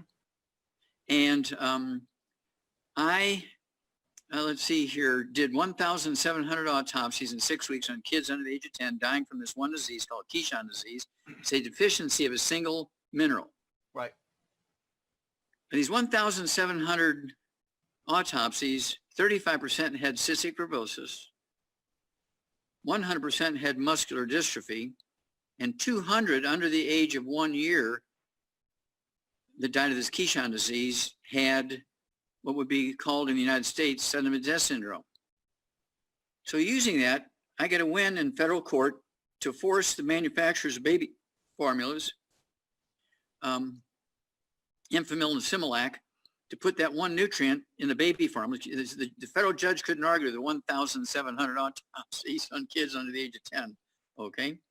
It was published in 3 languages. The English version is in the Journal of Trace Element Research. So everybody who said that can't be right, Wallach, and so go look it up. 1990, Journal of Trace Element Research, 1990. It was called Qishan disease. And so they forced these manufacturers, Enfamil, Similac, and all the other formulators of baby formulas to put this one nutrient in there. For 50 years, medical doctors have been telling baby formula manufacturers, don't put that mineral in there because it's a poisonous mineral. And that's why we had so much trouble with, quote, genetic diseases like cystic fibrosis, muscular dystrophy, and crib death. Well, it turns out that only 2% of the babies that die of crib death were in bed with their mother when they died. 98% weren't. Right. 100% were on baby formulas. None were being breastfed. None of them suffocated, because I went back and redid several hundred autopsies, and none of them suffocated. They all died from Qishan disease, this hypertrophic cardiomyopathy heart disease. So a year later, September 13th, 2014, after this was published, April 16th, and the judge ruled in our favor because of that publication in 1990. April 16th, 2013, the judge ruled in our favor. A year later, September 13th, 2014, headlines, front page, like big bold letters, like Third World War, in the Charlotte Observer, the big newspaper like New York Times for New York, for Charlotte, North Carolina, big headlines. We don't know why. Now I'm quoting the cover headline. We don't know why, but sudden infant death syndrome has vanished in North Carolina. 3 months later, in all the newspapers in the state of Missouri, including the St. Louis Post-Dispatch. We don't know why, but sudden death syndrome has vanished in the state of Missouri. 3 months later, every newspaper in the world published a front page article said, we don't know why, but sudden death syndrome has dramatically dropped by 85 to 95% in all countries. Well, that's because I forced them to put that one nutrient in the baby formulas that doctors forced them to keep out. And so it was the doctors ultimately were the cause of sudden death syndrome. Yeah, I pulled those articles to look at them, and they really did publish that, and they really emphasized the we don't know why. Exactly. And you would think that they would ask the question why. Yeah. And that's what just drives me nuts. When I was given this cassette tape, when I was in pharmacy school, it just opened up my eyes. I was already questioning professors about, we know that all these minerals drive different chemical reactions in your body. If you're deficient of a mineral, you're not going to get the reaction that you need to produce the vitamins and the amino acids and break down the carbohydrates and all that. So my whole time in school, it's like, why, if we know this, are we not looking at that as a way to help people get better? But no, you got to take your beta blocker for the rest of your life. Well, got that's to because take Prozac for the rest of your life. We don't have a beta blocker and a Prozac deficiency. We've got essential nutrient deficiency. Yeah. Well, pharmacist Keith, the reason why doctors do that, and the reason why pharmacists push that, is the pharmaceutical companies give them money to send their kids through college. Okay, it's that simple. And I hate to see it, but the medical profession has been turned into a pack of criminals for money instead of the truth. And every once in a while, we'll find somebody who's interested in the truth, like yourself. I actually talked to a medical doctor 2 days ago who was 88 years old. He was a medical doctor and an attorney. And he had like 12 different diseases, right? Yeah. All his buddies in his clinics that he was working with all these years were giving him prescriptions for all these diseases, which are just simple nutritional deficiencies. I spent 2 hours on the phone with him and his sponsor, one of our longevity associates. And he's just foaming at the mouth, getting angrier and angrier. He says, yeah, I'm looking this stuff up online as you're telling me, and you're right. How come we don't know this? He says, well, that's because your professors, in the schools are getting paid so you don't know it. Yeah. Okay.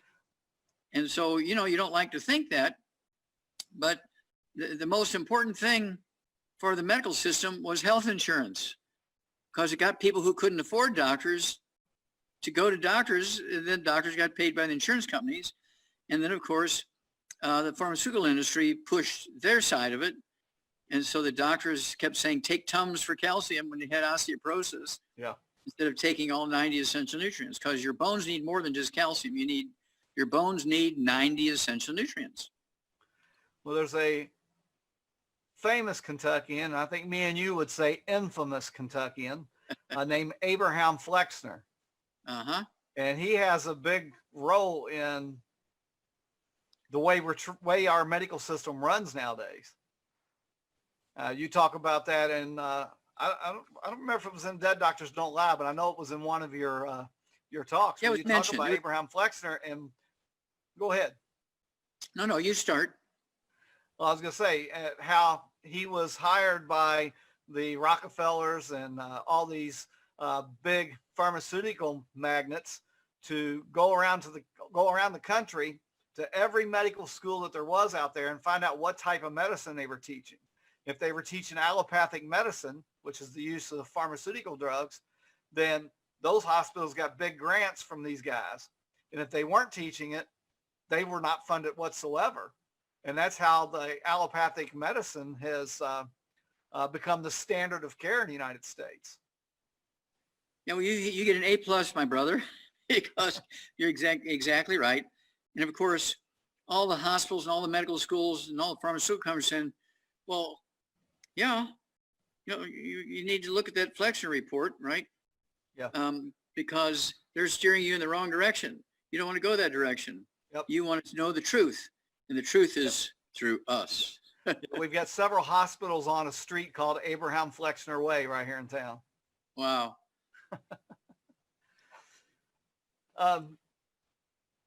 So what's the difference between allopathic medicine and naturopathic medicine and some of the others? What's the difference in how they look at treating? Well, actually, it depends on what school you go on, because there are some naturopathic schools that are more allopathic than allopathic schools, right? And for instance, most even naturopathic schools still believe there's some genetics involved in some of these diseases, where you have 5 generations of your family with diabetes or something like that. No, they all live in the same county. They all eat the same way. They're all eating a lot of bread and spaghetti and pancakes for breakfast, and breakfast of champions, Wheaties for breakfast, and that kind of stuff, and hamburger buns. And they're getting all this gluten, and they cannot absorb anything. So everybody in this county is getting all these diseases, whether they supplement or not. See, it doesn't matter if you supplement. Look, these guys are taking all these supplements. They still get diabetes. Well, that's because they couldn't absorb those nutrients because their intestines are damaged.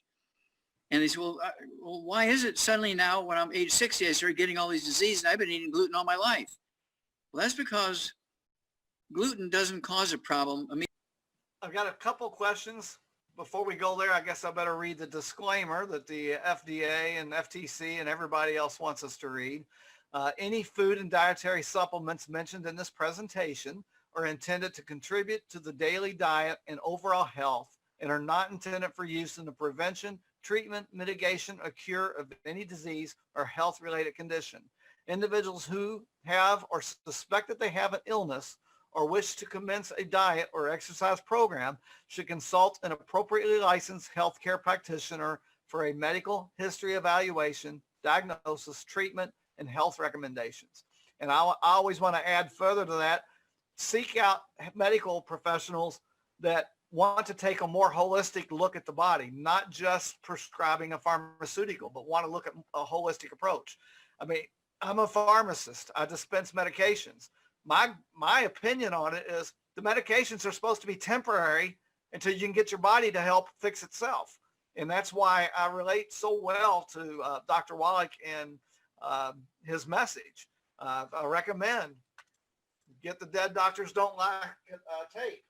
Get the Let's Play Doctor book. Get Dr. Wallach's 4-pack of books. Yeah, the quartet of books. Yeah, including the new one. It's all in your head. Yeah, there you go. Yeah, there's 25 different diseases you get from osteoporosis of the skull. And you go to all these different specialists, neurologists and ear doctors and eye doctors and throat doctors, and you get all these expensive implants and surgeries, and you get neck surgery and back surgery. You get carpal tunnel surgeries and all this kind of stuff. And it's really just osteoporosis of the skull. And oh yeah, all the dental work is caused by osteoporosis of the skull, receding gums, loose teeth, migrating teeth. That's where these kids need to go to these dentists that put braces on them, and so forth. It's amazing. And of course, it tells you in this book the 90 essential nutrients you need to take to prevent this or reverse all these diseases. You're going to see all these fancy specialists when all you need to do is take the 90 essential nutrients and get off of gluten so you could absorb them. Okay, Rhonda asks, she has lipidemia and she got an infection in her leg. So the doctors think it's cellulitis. They've gone through 3 rounds of antibiotics and wonder if they still have an infection or if something else is going on. Well, the odds are there's something else going on. The odds are she has a gluten problem. She's got celiac disease. They haven't diagnosed it, and she doesn't have belly pain or anything like that. And so she's not absorbing all these nutrients. And what happens is when you have the blood return coming from your legs through the veins, right? Right. They have to go through the same veins that the blood goes through from your intestines. And since your intestines are all plugged up, those veins are being pinched. And so when you get this lymphedema and edema in your legs and so forth, and nothing can solve it, is because you have a gluten problem squeezing the veins, the return veins in your body. And so the blood can't get back to the heart. Okay. So here's a case where you need to get off the gluten. Absolutely no gluten of any kind, no wheat, no barley, rye, oats. Well, I bought the gluten-free oats. Well, there are no such things as gluten-free oats. the gluten in oats is called gliadin. When you look at an analysis of oats, it doesn't say gluten, it says gliadin. So you say there's no gluten in there. Well, gliadin is gluten. Yeah, you look at the chemical structure and they're very similar. Yeah, and so you have to stay away from them and get on the 90 essential nutrients, including what I like to throw in when you start getting edema in the legs or any place else. I like to throw in the Ultimate Daily Classic tablet. Supports healthy blood pressure, but also supports healthy blood flow through blocked arteries, as it reduces inflammation in the lining of the arteries. And this is one of those things where this book here, it covers that, because when you start getting a lot of these issues in the skull, including you start getting, say edema of the 8th cranial nerve, the nerve that controls the thinking in the brain. And people say, boy, I can't think very well today. Well, that's because you got edema in the brain squeezing those nerves, the auditory branch of the 8th cranial nerve, okay, and also the vestibular branch, which is for the spinal cord of the 8th cranial nerve. And it's one of those things where you have to be very, very careful. And it's one of those things where you have to get rid of the cause, which is get rid of the gluten. Right. No wheat, bran, or rye oats, so your intestines will heal. And then you will not have a problem. Your body can heal, your intestines can heal in, say, 4 to 6 weeks. But you got to be on it and avoid all the gluten so you can, and take the 90 so you can heal. All right, next question I have is stroke. 80-year-old woman just had stroke. History is back when she was in her 50s, she had a quad bypass. Nothing since then until this stroke. It was very mild. Only an 80-pound lady.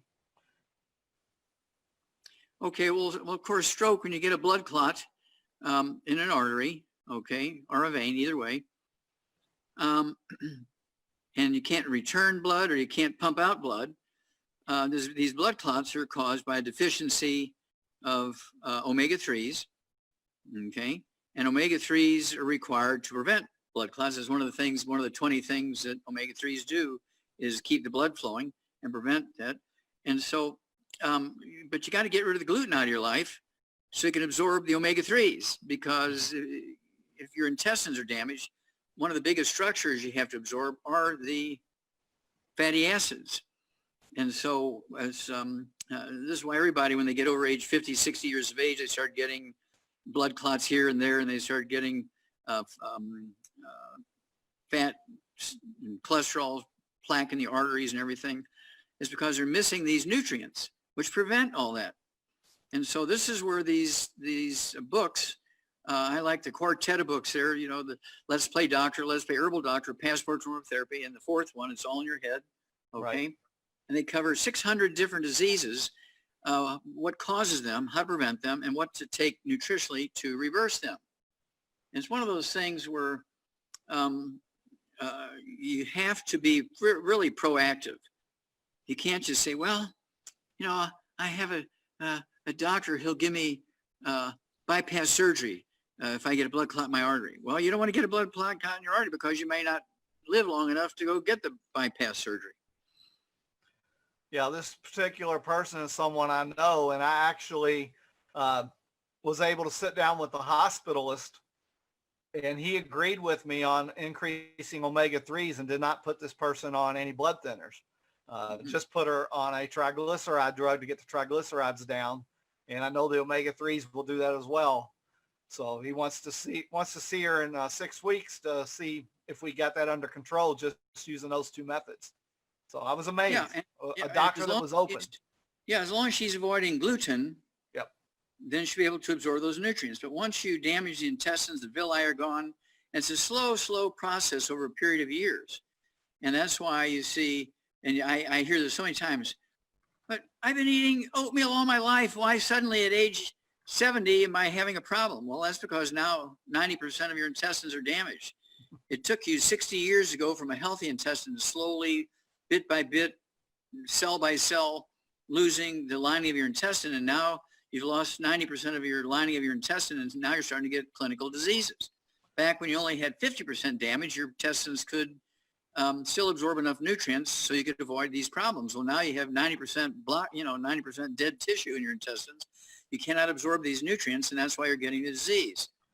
And so it's one of those things where you have to understand what's going on. Doctors are not taught this in school.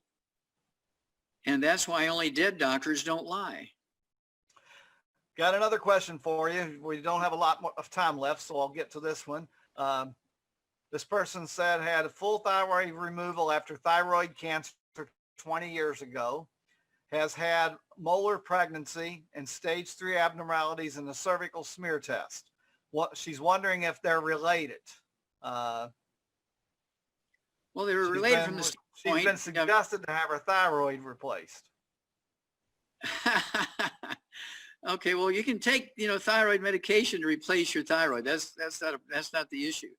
The issue was you weren't absorbing the nutrients your thyroid gland needed, so the thyroid gland could make its hormone, because you had problems in your intestine because of gluten. Mm-hmm. And so the gluten doesn't just narrowly block the absorption of one nutrient. It blocks all the nutrients, blocks medication.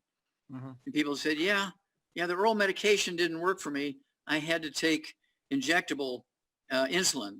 So the doctor said I had type 1 diabetes. Well, how old were you? Well, I was 65 years old, and he diagnosed me with type 1 diabetes. No, you're born with type 1 diabetes.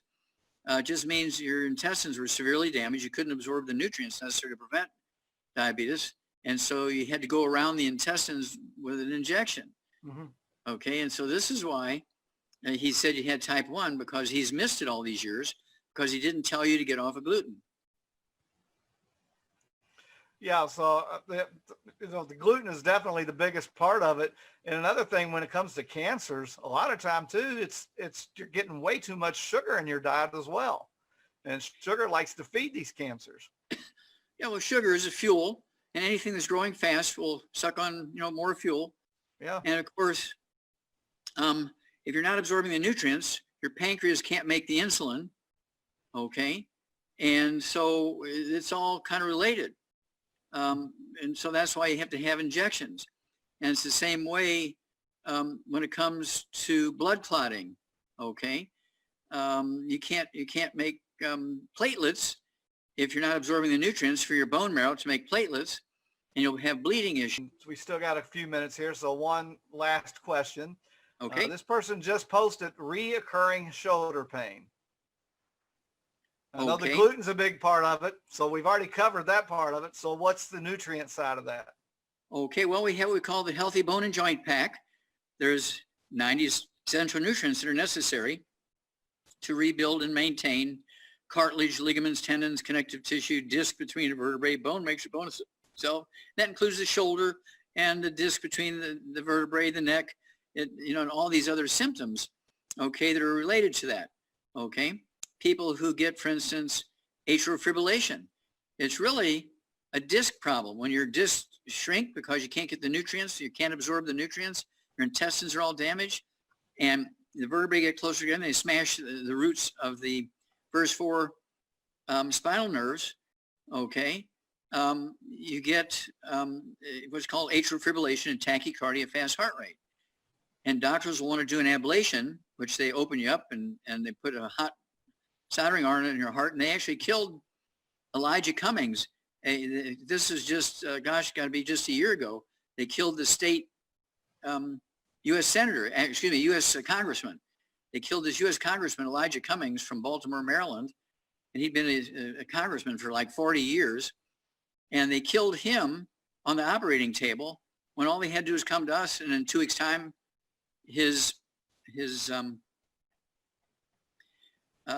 tachycardia, okay, his fast heart rate and his AFib had been gone.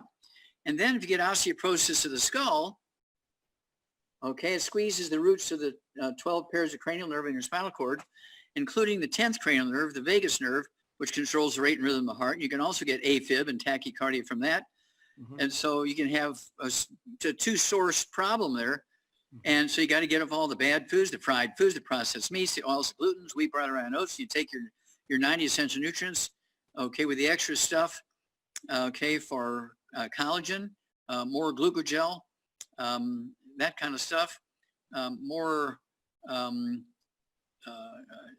the things that are going to be necessary to make a disc, okay, the collagen peptides, vitamin D3, and it all goes away without surgery, without the risk of death. Yeah, so to me, the bone and joint issues is some of the easiest things for people to help their body repair. Just making Yes, sure they get all and those 90 pharmacists, essential nutrients. yeah, pharmacy. I do this with professional athletes. I mean, that's their life, is their joints, and yeah, their back and their shoulders and their hips and their knees and their ankles and their elbows and back and so forth. So I created these things for professional athletes and Olympic athletes, and we have saved so many thousands of professional athletes, Olympic athletes, and university athletes, backyard athletes, Right. the company team athletes, and so forth. This is easy stuff. Give us 90 days before you go see a surgeon.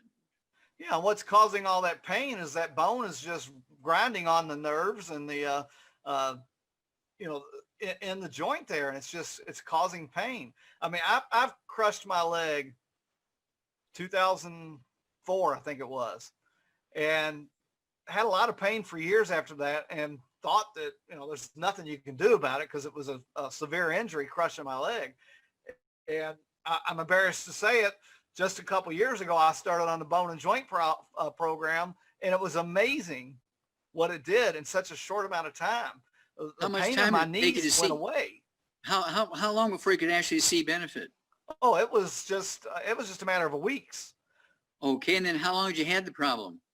Oh, I had it since I crushed that leg in 2004.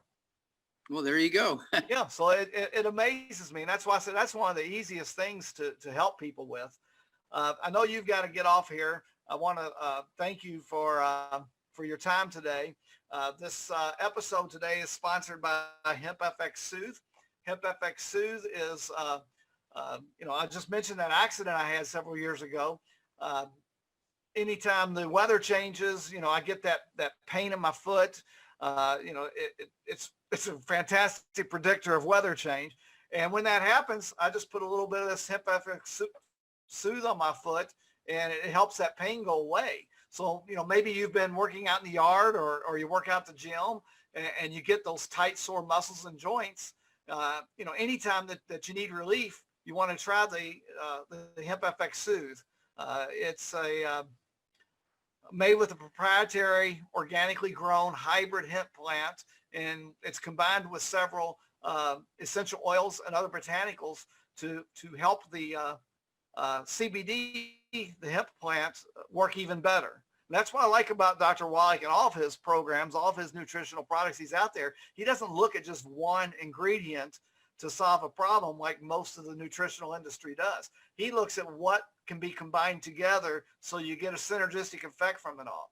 HempFX Soothe comes from USA sourced farms. It's non-GMO. And if you'd like to learn more about HempFX, visit aimhighwithhemp.com, aimhighwithhemp.com. And if you'd like to get Dr. Wallach's books, go to D.R.J. Wallach. That's D.R. for doctor, J for his first initial, Wallach, drjwallach.com. You can see all the books that he has on his website there, and CDs and DVDs, and even I think you can still even find some cassettes on there. Yeah. So Still go cute. visit Dr. Wallach's website and see all the wonderful books he's got there.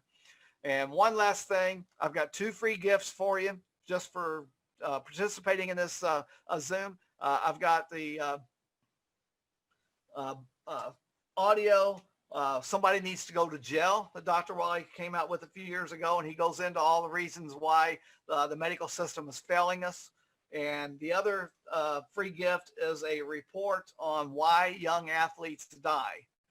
So go to dddlvideo.com. It's DDDL as in Dead Doctors Don't Lie, dddlvideo.com, and you get those 2 free reports. Dr. Wallach, I really appreciate your time. Well, thank you so much, Pharmacist Keith. A beautiful job as usual. Thank you. And thank you for being so kind and talking to all of our distributors and so forth, and our customers and our patients. Thank you. God bless you. I think you are the only good pharmacist on earth. Thank you, sir. I'm not the only good one, but I try. Thanks again, guys. And when you're on that website, the DDDL video website, there's a health evaluation that you can take there that will give you a better idea of where you stand as far as nutritional deficiencies and some of the ideas that you can use to help your body support your body's ability to repair itself. Dr. Wallach, I know you've got to go. Thanks a lot. I appreciate it. Thank you. God bless you, sir. God bless you. I hope you enjoyed today's episode with Dr. Wallach, and if you found value in the episode, please share it with others. Also hit that subscribe button, and be sure to hit that bell symbol and also select all so you'll be notified when I post a new episode in the future. Also, to get those free gifts that I mentioned in the video, visit dddlvideo.com.